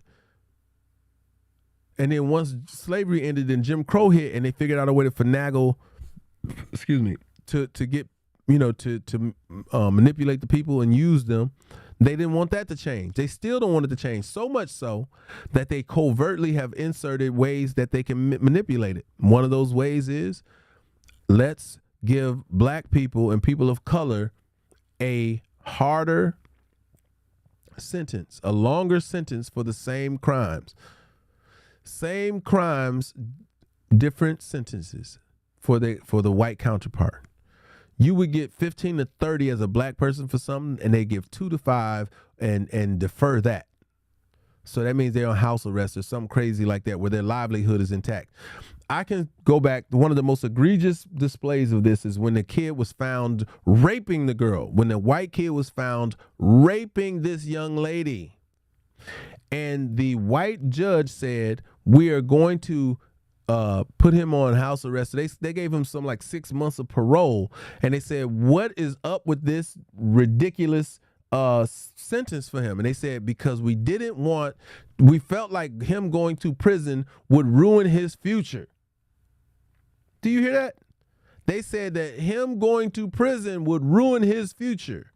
So that tells you what they care, what the objective is when it comes to your kid. They don't care about your kid's future.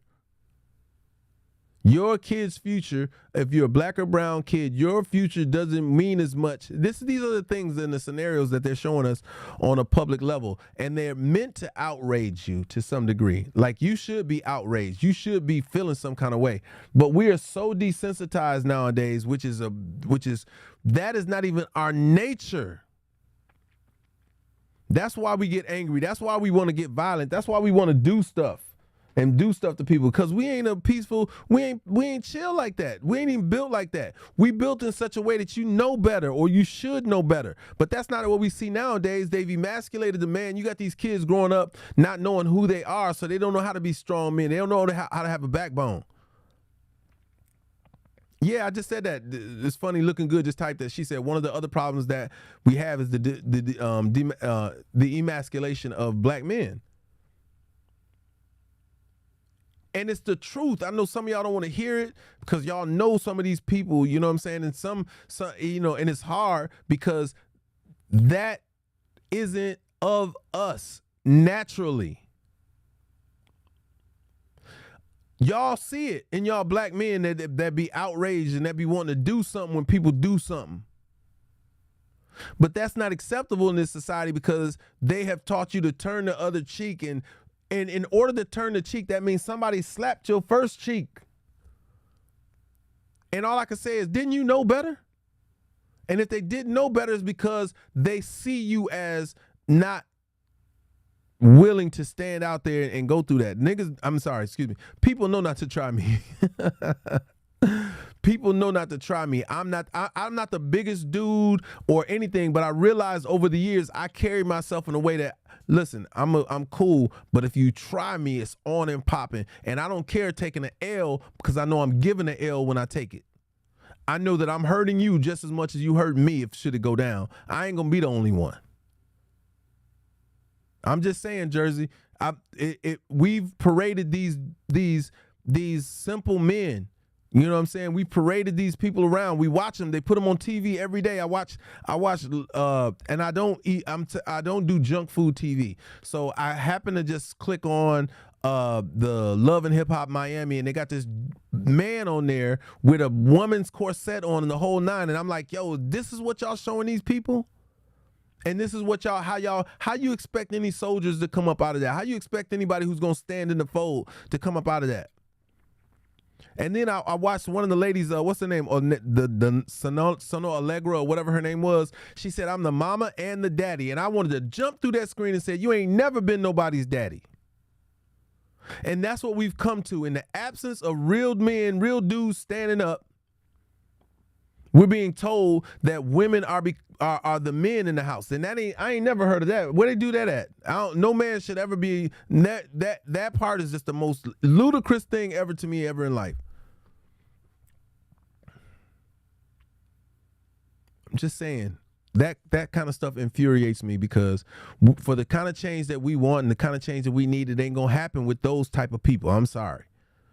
The get along gang. We ain't gonna be getting along. How you gonna get along with some people that don't come on, man. Confused people can't straighten nobody out. You can't convince me of nothing. You confused yourself. You can't tell me nothing. Cause you don't even get the basic part. The one that kills me is I'm gonna be a stay-at-home dad. My grandma said we don't do that S around here. We're in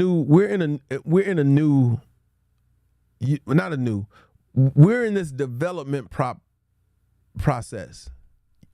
And in this development process, the ability and the strength that it takes to get that crap off of us is slowly but surely being diluted. And those that would stand in the fold have been silenced, are being quiet.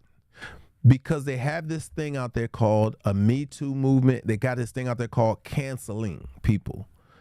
And you have to you have to be willing to say, whatever. I don't care about that. And like the Dave Chappelle's of the world, Dave Chappelle said, man, I'm good. How you can't even really affect me that way. You can't even come at me that way because I've positioned myself where I'm protected. You know what I'm saying? And Kanye West, I know, feels that same way to some degree. It's like, listen, I'm going to say what I say and I'm going to stand on what I stand on because I know I'm right. And that's the challenge, is that we as a community have stood by people that we knew was dead wrong, that didn't look like us, that we still to this day are supporting regimes, so to speak, that don't support us. And yet we're going to go to the ballot box in the next couple weeks and we're going to select somebody that we know don't rock with us that way.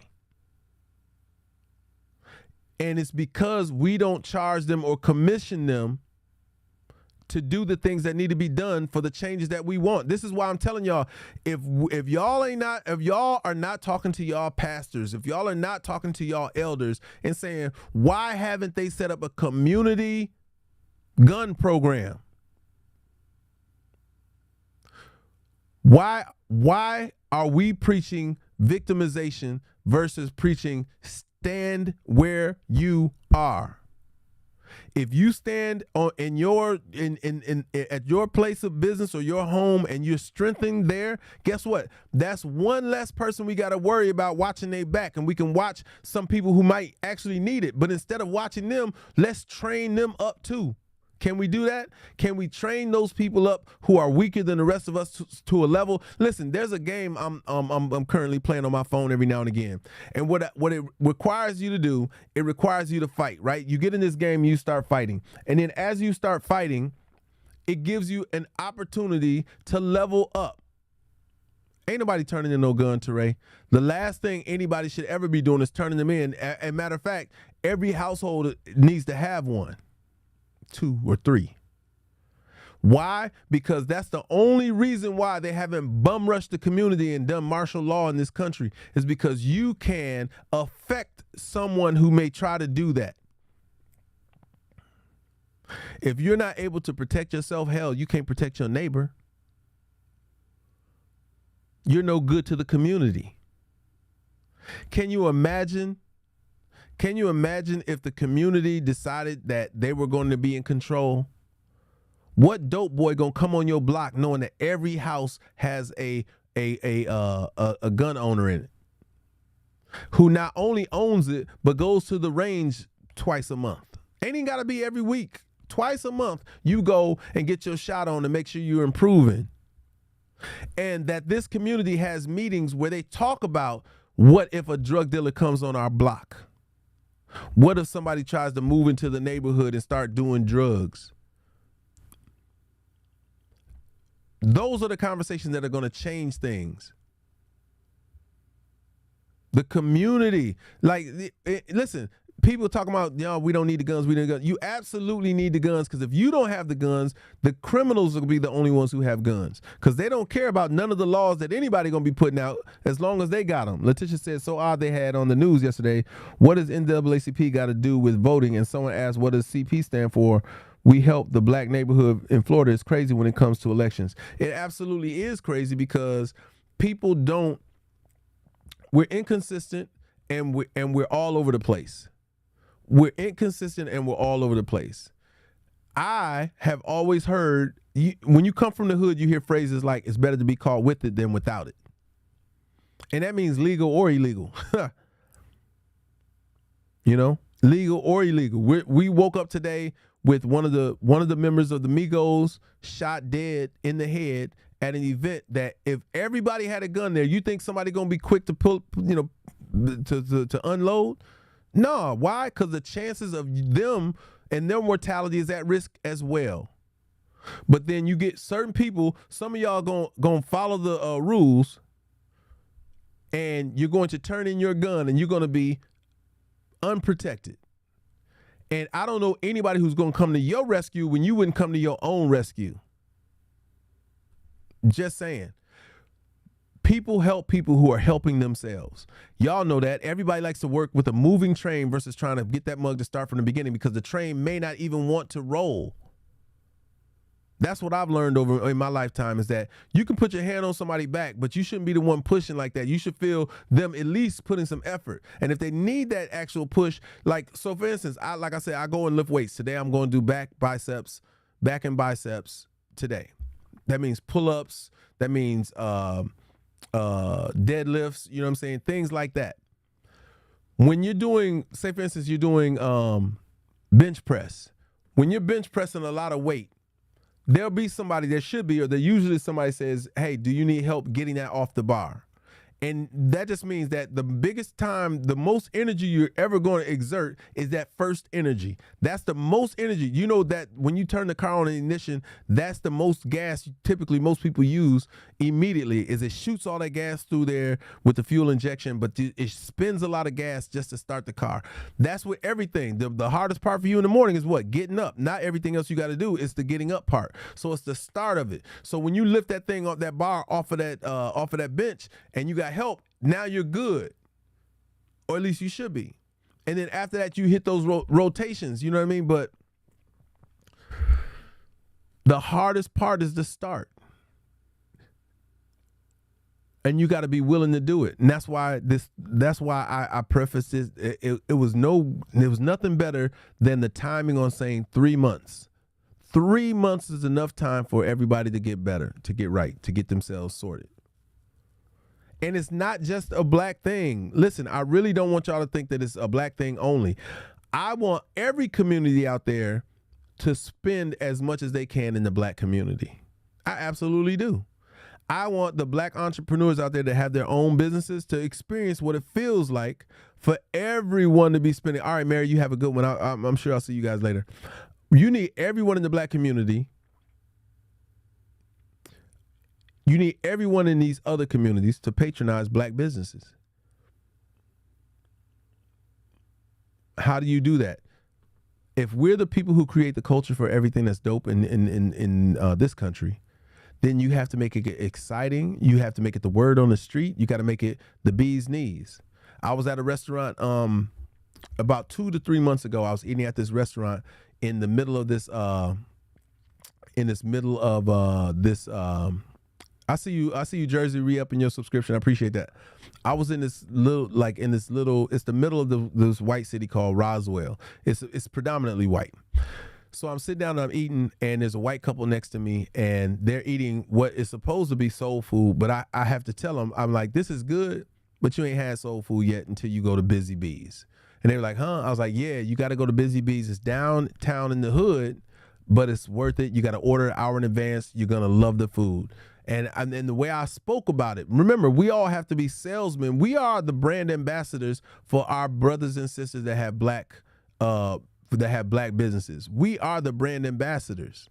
We are the ones that makes things cool and not cool. So when I started talking to them about this place and I was giving it up, I was going boom. You know, I was like, yo, you ain't had no mashed potatoes. You ain't had no spinach. You ain't had no greens. Look, if you want some real, and that's what they want. Y'all do understand that every other community out there wants what we bring to the table. So you have to be the brand ambassador for those people who are doing things outside of the industry that you're in. I don't do art like that, but the young lady that was here earlier, her daughter does art. I don't do brows like that, but Brown's Brow does brow. And if I know about it, I'm gonna be like, yo, if you ever in Augusta, you need to check them out. You know what I'm saying? Get your brows done, at least see what the word is. Bring back some, the conversation. Let's hear what's going on with it. That's easy to do. We are ridiculously dope, Jersey. And that's the point that I'm trying to make. We're so dope that we influence the culture everywhere. We so dope. We got everybody. We got people wanting to be us. You got people injecting things in their bodies to look like us. What are you saying? We're so dope that people are willing to mutilate their bodies to achieve what we have naturally. So if we naturally got that swag and we moving around, there's not many things that we can't do or offer to the world that won't be globally accepted. Now they may try to poach it. They may try to, they may try to get a white girl or a Hispanic or somebody else to look or do the things like we do, so that they can pawn it off as their own. But that's when you dial it back and you let people understand, listen, nah, it happens. This is, if you want that straight no chase, if you want that raw, you want that good, you got to get it from these people. You can, now these people sell it, but these people own it. So get that from that good, get it from them. That's what you got to do. Too many times we take our hands off the wheel and we let these other communities start trying to take ownership for things that we developed. I'm so disappointed in the whole what's it called, Black Ink scenario. I don't know if y'all heard the kid from Black Ink was seen on a video that was put out by his girl that he was kicking a dog or he mistreated the dog. Now let me tell y'all something. I hate the fact that black men lose their careers, their livelihood, and all that over the mistreatment of a dog. I'm sorry. I know there's some animal activists out there. I don't treat my puppy incorrectly or anything like that. But do I think that people should lose their livelihood or go to jail? I was so disappointed in America when Michael Vick, for doing something that people have done for years, which is dog fight, right, wrong, or indifferent. They do it with chickens and all that stuff, right, wrong, or indifferent. They've been doing it for years. White people been doing it long before black people ever did it. But they ruined this man's career. I was so disappointed. I haven't played Madden since. He was on the cover the year that this all went down. I have not played Madden since. I will not support those people who bow down to the dumb stuff. So I'm so disappointed that this kid from Black Ink or whatnot, he, unfortunately, I see you, Trina, thank you so much, that he is being admonished for something that he did and that his girl exposed. Now, it wasn't like he was out in public doing this. Neither was Michael Vick. But treating this dog this way. Now, had it been a rabid dog, had it been something wrong with the dog, nobody asked any of those questions. But they have the part that disappoints me the most is we don't know enough about the game in order to make sure we're protected. And what they did was they took his company and trademarked it underneath his nose. And I can't even say underneath his nose because he didn't even know it was there. They trademarked his company as a media company and not just as a tattoo company. So when they kicked him off the show, they're able to keep that show running without ever having to pay him or do anything. They absolutely value dogs more than human lives, priceless. Do you know that you can get more jail time for killing a police dog than you would get for killing a human being? Do you know that you will get more time in jail for killing a dog, but more importantly, killing a police dog, because they've given this police dog the protections that they would give an actual human being who's a police officer? Makes no sense, and we let it ride. We let it ride to the point where this very thing has affected somebody. Somebody has fell victim to trying to get that German Shepherd off of them to the point where they hurt the German Shepherd, break the German Shepherd's leg or whatever, and that has been used against them in court to give them a longer sentence. Yes, Your Honor, and he abused the dog. What? The dog was trying to bite me. Did we bring that up at all? Did we bring up the fact that the dog was breaking my skin? He could have hit an artery. Did we talk about that? The common sense of things are crazy, and that's the having no real leadership in the community is and has been the excuse that we've been moving with, right? So then, if in the lack of leadership in the singularity form in the community, then maybe the community needs to be the leaders. That's the conversation. That's where I'm headed with it. Yeah, I don't need no one person to run the show. I need a collective group of people to do it. But in that, I need those people to not only respect each other, but respect the goals of the community, which need to be outlined by the community. Yes, we are all leaders. Nobody gets a backseat in life. You don't take a backseat to your own life. You have to lead in your life. You have to move in your life. You got to be the one at the forefront of your life. You can't just go along with stuff. At some point, you're going to have to stand up for yourself, your family, your friends, somebody. You're going to have to stand up. And if we're talking about community, then you got to stand up to the corruption that's in the community from those who look like you in the community. You don't want to talk to Lil Ray Ray. You don't want to talk to Man Man them. You don't want to talk to your family members that way. But you have to. You got to say, hey, we got to figure out something else for you. Either you're gonna be listen. And y'all might not like this, but I'm gonna say it anyway. You either got to be a crazy success at the dope game so that you can rise above it, or you need to get out the dope game. Point blank, period. Either you're so huge that you're feeding all the families, or you get out of it because you can't feed enough of the families. Yes, so she said we need to get all the baby boomers out of politics. Yes, to some degree, but here's the problem with removing the elder from these situations is there are elders who remember policies and things that they had to go through in order to get to the point right now. So there has to be a happy transition to some of the old values so that these new kids that come in don't just bring in these new values that they think apply. They're not rooted in the foundation. And this is the problem with so many different aspects of our lives right now is that people just pick up from where they pick up from. People just go from where they go from right now. They don't go from historical senses. Every great musician to me has the roots that they've listened to from other great musicians who came before them. Information works the same way. We have to take that information that these experienced people have lived through, have bled, bled and have sweat and tears, and have gone through the information highway and the education that's required. And we got to take that, and then we got to use that for what today's life is like. But you can't do it without them, and that's been the challenge. Either the old people aren't respected enough, and they should be some of the most respected people in our community. And there you go, right there, looking good. Nobody's teaching the kids what that should mean to them. Nobody's bridging the gap, and that works great for every other community because we're in the fast lane now.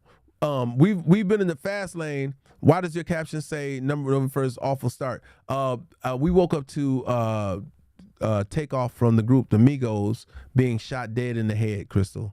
And it's not close to home, but it is and it isn't. You know what I'm saying? A family member of ours is super close to that situation. So I just hate waking up to bad news that way, especially when it's a familiarity to it. And November 1st, we're 3 months out from the blackout in February.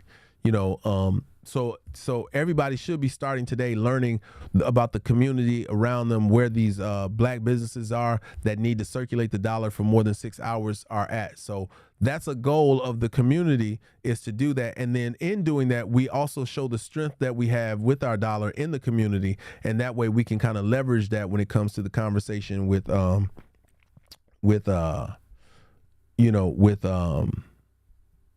gonna bring I see Jersey wants to come up. Let me bring Jersey up right quick. And Jersey is a subscriber, and that's why I'm bringing her onto the stage. Normally, I don't bring people on the stage, but Jersey, I just saw your guest invite. Good afternoon, and what's up? What's good? Scrap. First and foremost, thank you very much for always keeping the knowledge strong. One of the things that I really wanted to jump on to say, I love the fact that you were talking about the politics, and I've had this conversation multiple times with multiple people. One of the things that I think that we really, and I don't know how we do it, but I think that there needs to be a third political party that really is designed to really address the people of color. And when I say of color, I'm talking about my Native American people as well as Black people, because we are all, again, we have been wronged. We have been, completely misaligned. And the harder we work, the more we're moving backwards. Mm-hmm. And I'll give you an example, that affirmative action being addressed in front of the Supreme Court. Everybody's freaking out. Oh, affirmative action. Well, if you look at the two schools that they're targeting, it's Harvard and UNC. Excuse me, newsflash. You have an entire community of historically Black colleges that I don't care what anyone says. You need to sit, excuse my language, your ass in a seat in an HBCU at least once in your academic career, because there is nothing that is more powerful than when you see that people that look like you are the majority. True story. Positive light. There's only two places in this country where people of color are the majority. It's an HBCU and jail, point blank. That's profound. Pick your experience, right? When you choose your experience, that affirmative action. Oh, I can't get into Harvard. Go to Spelman. Go to Morehouse. And your point is what? They don't want you there anyway. They don't want you there anyway. I had this conversation with my father, and Scrap, I'm going to say this, you didn't know this, but my uncle was James Brown family. Wow. Okay, so I come from, my grandmother had a master's degree. Both my parents went to historically black colleges, university. My grandmother went to, historically black college for both her master's and her undergraduate. Why all of a sudden you don't want to promote the HBCU educational foundation? I'm confused. Yeah. Yeah. I again,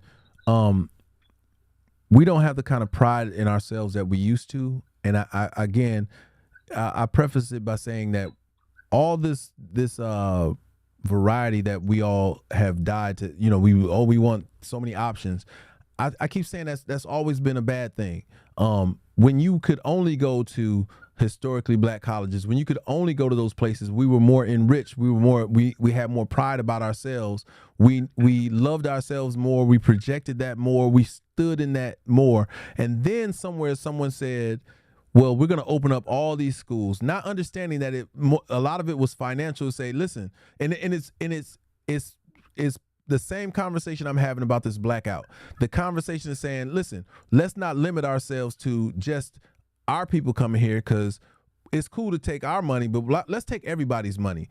And then what we're able to do as well is we can divide things up. We can have a conversation about this nation the way that we want to have it. We can teach them, the way that we want things to be taught, and they will lose knowledge of themselves. They won't see that there's power in seeing people move around the campus the way that they do. I think that's one of the reasons why I fell in love with Atlanta. I fell in love with Atlanta because when I came down here, I saw black people traveling on the highway. That's always been an indicator for me as to where there's, what the community looks like. When I'm able to get on the highway and I drive and I see black folks commuting, that means the black people are all over the city. But if I go to a city and I don't see no black folks on the highway, I tell myself I got to go to the black part of the city because they are compartmentalized in a section of the city and they stay there. Mm-hmm. So in this, you said something really, really profound that I think that, needs to be highlighted, needs to be retweeted. Everybody, I think at some point y'all need to kind of regurgitate that. The two places where the most black people are is in HBCUs and in jail. That's huge. That's really, really crazy. And it's facts. And I don't think anybody said it that way before. And it's important that, you know what I mean? Like it's a quotable. It's a huge soundbite. It's something that I think that everybody needs to hear and actually visualize that those are the two places where we're at, and there's more of us, and accumulatively a growing number being placed in the latter more than the former. Absolutely. I'll say this, and I saw a great comment. Someone said my son went to an HBCU in the chat. My son went to an HBCU and didn't like it at all. Let me say this. I want to say, first of all, tell your son from the bottom of my heart, I apologize that he did not have a good experience. Mm-hmm. One of the things that I will say is going to an HBCU is not a cakewalk. Okay? It is more difficult to go to an HBCU than it is to go to a PWI, and I'm going to tell you why. You have to be focused. when you're going there. You need to set your vision, your objectives, and your goals. Otherwise, you're going to be overwhelmed by all of the beautiful people of color because it is something to behold when you see people of color who are on a mission for intellectual, to gain intellectual um, status or to go on it. They're on an intellectual journey that's going to give them a better. Yeah. I can imagine how that could be. I can imagine how that's overwhelming for a kid that, especially if you come from a city that isn't black, if you come from an area that doesn't show this part of the world, you know what I'm saying? It'll be overwhelming, but what you would hope is that they be excited and exhilarated knowing that they're not alone, that they're on a journey and there are people who are traveling with you who are going someplace and ultimately going to be the people that you work with in the future to build a better future. Those are the things that dynamically you see when you're around it. He was raised around people of color and knew his history before going. It just wasn't a good experience. Yeah, Yakini, I guess that's again, there are those anomalies where things like that happen.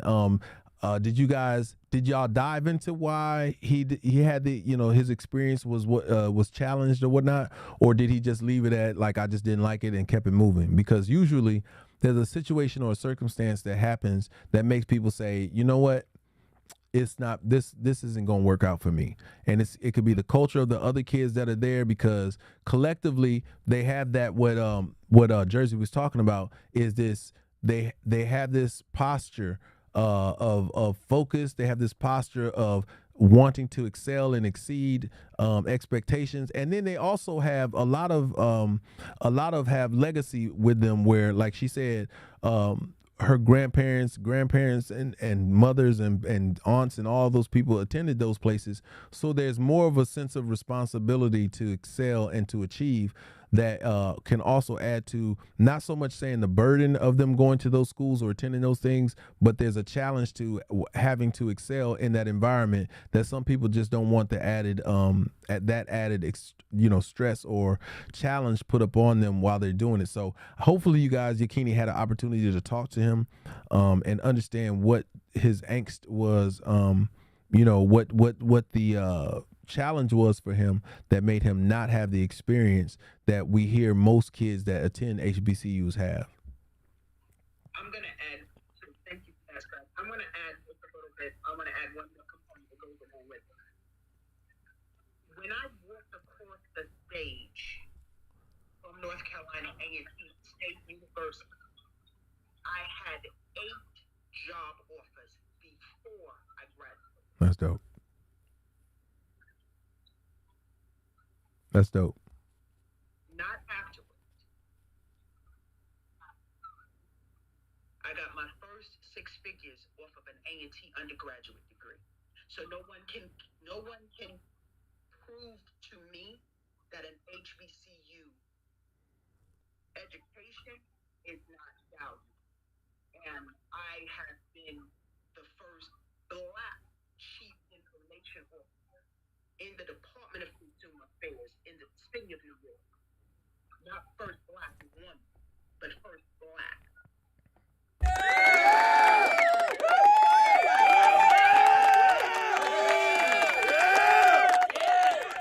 HBCU done from a foundational perspective is real. Yeah. I can imagine when employers also see that on your resume that you've attended that and achieved at a high level, that they understand that you have a sense of self that most candidates that they interview won't have, if they didn't attend one.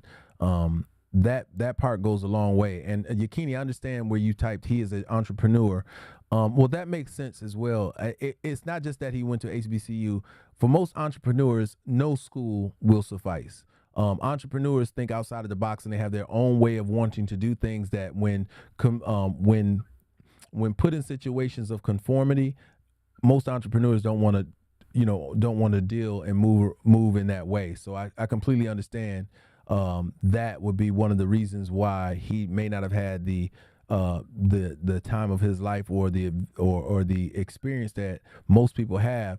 Most people actually go to go to college period for a certain education process. And usually entrepreneurs don't travel down that road. There are many entrepreneurs that learn by doing, and they take the textbooks out of the way, and they would rather fail fast and learn that way with hands-on experience versus going through being a part of the experience where they're learning what everyone else is learning and then having to have the discernment as an entrepreneur to find their own path. So that makes sense. I would say, Yakini, here's a follow-up question, and we'll wrap it up with this. Did he attend any other school in his entrepreneurial journey? Or when he stopped the HBCU, did he choose to go to another school, or did he just start striking out on his own? Did he start pursuing his entrepreneurship without attending any school? Because yeah, it makes a difference in the whole perspective. You know what I mean? I think it does make a difference, Scrap. I also think that, if, and it goes back to something that you said that was very powerful, and I think that one of your our team members in the chat said as well, it's around network. While his uncle and family members attended that school, and while his family members attended the school, we as alumni failed because guess what? He still needed to have the all of the opportunities for. He needed to be exposed to hearing like, oh, this is what this person did. And gathering information. You know, okay, he said, oh, they said that he went to another school first on a football scholarship. HBCU was allowed. So I mean, in that in itself, that kind of you know we can go. That's quite a for the conversation. That would be quite a road of questioning to go down, because you would ask, why did he stop attending the first school? And was it a HBCU? Of course, it sounds like it wasn't. And then you'd have to disseminate from there. But an entrepreneur, like I said, an entrepreneur doesn't want to go to any school other than the school of hard knocks. Like the entrepreneur just wants to learn immediately. So that, again, a great entrepreneur would tell you, fail fast so that you can get to the victory. And it takes you, as an entrepreneur, it takes you your 4 years of college is equivalent to the 4 years it usually takes, or the 2 to 3 years it takes for an entrepreneur to figure it out. To have enough bumps and bruises and to go through things enough to figure it out. Yeah. That makes complete sense. I do. I think that makes complete sense. I think that that's the other gap that lies within our community when you were talking about, like, not so much as only giving and buying black, but what we really need to use this as an opportunity to start looking at what have we missed as far as giving back. And I say us as even the alumni that are part of this HBC, and not, it's not to stand on the other side and say, oh, I had 8 job offers, and then the person behind me had 11 job offers. The piece that where the gap lies is that it's now our responsibility, just like you said, hey, let's go back and how to bridge that gap and get them across. Sometimes you may not, school is not for everyone. But guess what? If I went to school and I have a network, and Keening's son is an entrepreneur, and we have a conversation, and he has product that he needs to sell, or he has a service that he wants to promote, why would I not bring it to my school? Yep. Why not expose him to your network? That's our obligation. That is our obligation to actually be able to do that. And that's something that I think that we have been, the ball has been dropped. The ball has been dropped because we turn our heads and we said, oh, we made it. But no, until we all make it. True story. True story. And this goes back to two comments. One was Kanye West basically said that, how is it that when one person has success, everybody that's with them doesn't have that same success? But if you're in a situation where one person is convicted of a crime, everybody is guilty by association. That's the mentality that we need to impose on people. And when I did my first publishing deal, that's how I addressed it. Sony Records came to me and said, "Hey, we want to give you this amount of money for your publishing deal." And I said, "Well, I got two other people with me. In order for me to come to your company and have a publishing deal, you at least got to offer it to them and see if they want to take it as well, because I don't come by myself. I didn't get here by myself. I came with some other people. So you got to offer it to them as well." And so they did. We all have an opportunity to do that. When you go and you get this job somewhere, you say, "Hey man, I appreciate, you getting me this job. I also know a couple other people who are highly qualified who could make this ship run. Just, will do an amazing job here. Can you keep me posted if we have any job openings, or if you are currently looking for somebody to replace? I know some people who do an amazing job, and that'd be awesome." You know what I'm saying? So let me do this real quick, because I'm running over too. I didn't, I like to be off by 12, but it's 12:30 and we're running into some other things that I got to get done. And I'm on a slight schedule today. Y'all give listen, y'all make sure y'all are able to gift Jersey for joining the stage and having this conversation. Make sure y'all hit the screen. Make sure y'all, you guys have already done a great job with all the likes, and the shares are decent today. You guys can gift Jersey by tapping the screen and sending something her way for opening up this conversation and sharing the stage and giving us some great. What up, Denise? I saw you come in. I'm sorry, I'm just speaking now, but what's up, Denise? But yeah, always appreciate the people that are up here cultivating this conversation. You know what I'm saying? I don't typically tell y'all to, what to do in terms of me. I always figure I'm gonna be all right, and y'all already kind of look out. But when there are special guests on the stage, and this will help bring other people and allow other people to want to join the stage and share their conversation, their experience. I think it was dynamic what Jersey brought to the table. You definitely have an amazing takeaway and a statistic that I need you all to run with in the future and share with other people, that the two places where most black people are at are HBCU, and then also, man, that jail comment is such a huge and profound thing to take into consideration. So as we shut down and close, Jersey, is there anything you want to say to anybody, or shout out, or say anything else before we get off and close up this live? I'll say this. First of all, I want to again I want to shout you out, because you know what, you do this, you're very consistent. I've been a part of the A1 Day One, but I have watched you grow your platform that has built a foundation that really allows the intellectual conversation, that allows the opportunities to really learn and to be able to engage. You share the tough topics and you open them up with such a way that it engages everyone, not defensive, but definitive.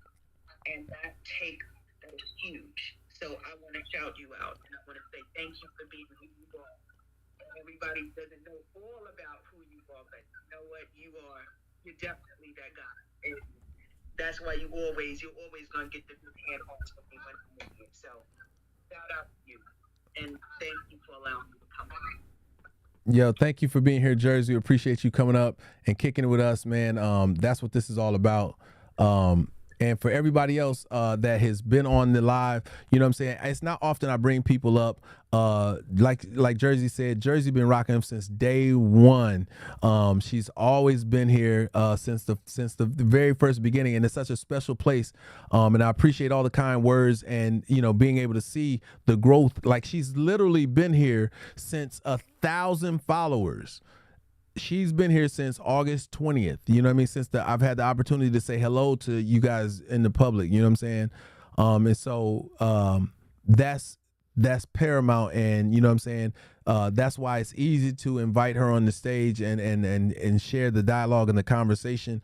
I think it's amazing, you know what I'm saying, that we have that rapport that we have. And I want to start introducing that a little bit more. I will tell y'all, I'm only going to allow subscribers to share the stage and have that. It's a certain level of trust that I have with Jersey, with Aggie, with Red Baby, with Sonny and a few others that Teray, Letitia, several others that have joined the lives that have been consistent, that I know understand the culture of this platform and will always bring value when they come to the stage. So I want to start doing that a little bit more, where we bring, where it can be 3 or 4 of us having a conversation. And I got some things in store, man. I'm like Jersey said, I'm absolutely always going to be trying to push and move this thing forward and move the needle so that we can have some very great dialogue and some great positions and ways that we can get to the roots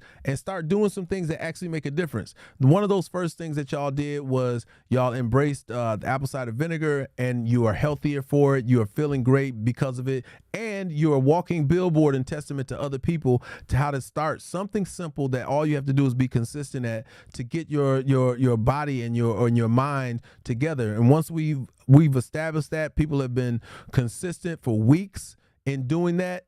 When you get those issues and concerns out of the way, we can look at some other things and keep on building.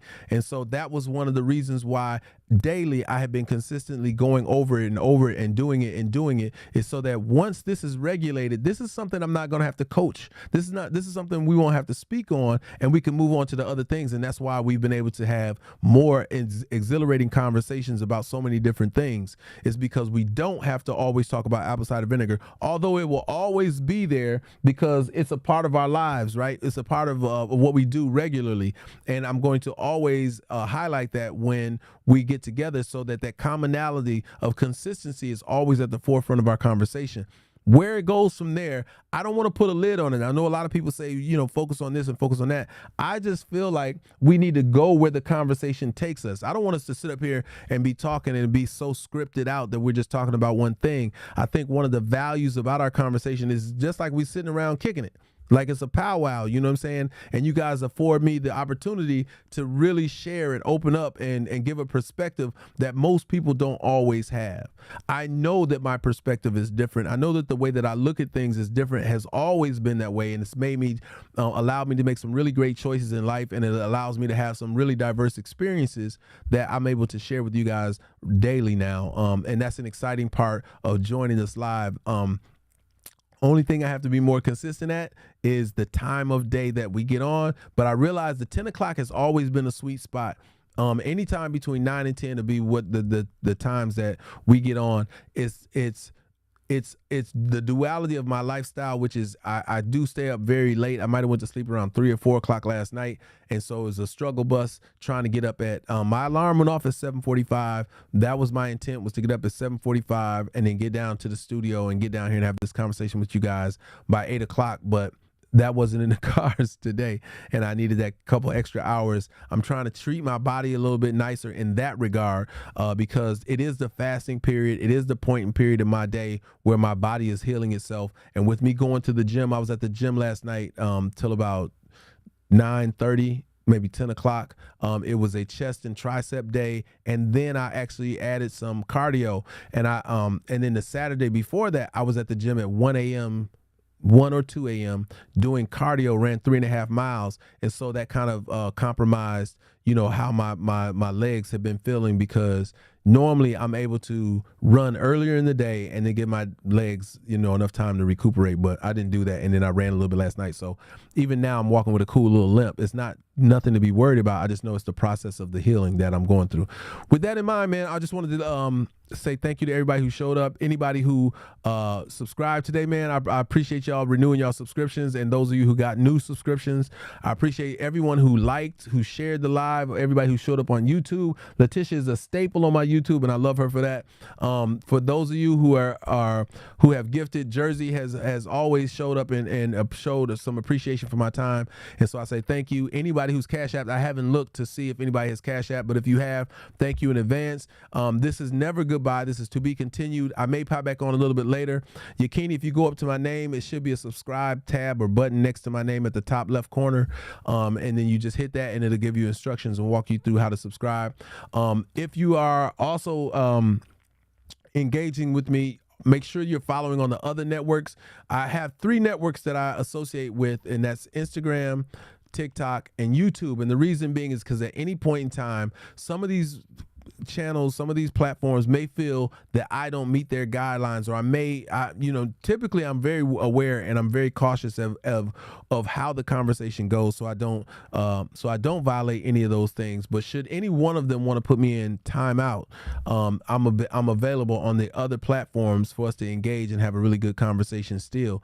YouTube being the primary source of that. The value and the time spent on YouTube is different from the value and time equity that is associated with Instagram or TikTok. So I would absolutely, if you had to choose between one or the other, I would say choose YouTube for the live experience. Instagram, not so much for the live experience because I don't go live on Instagram.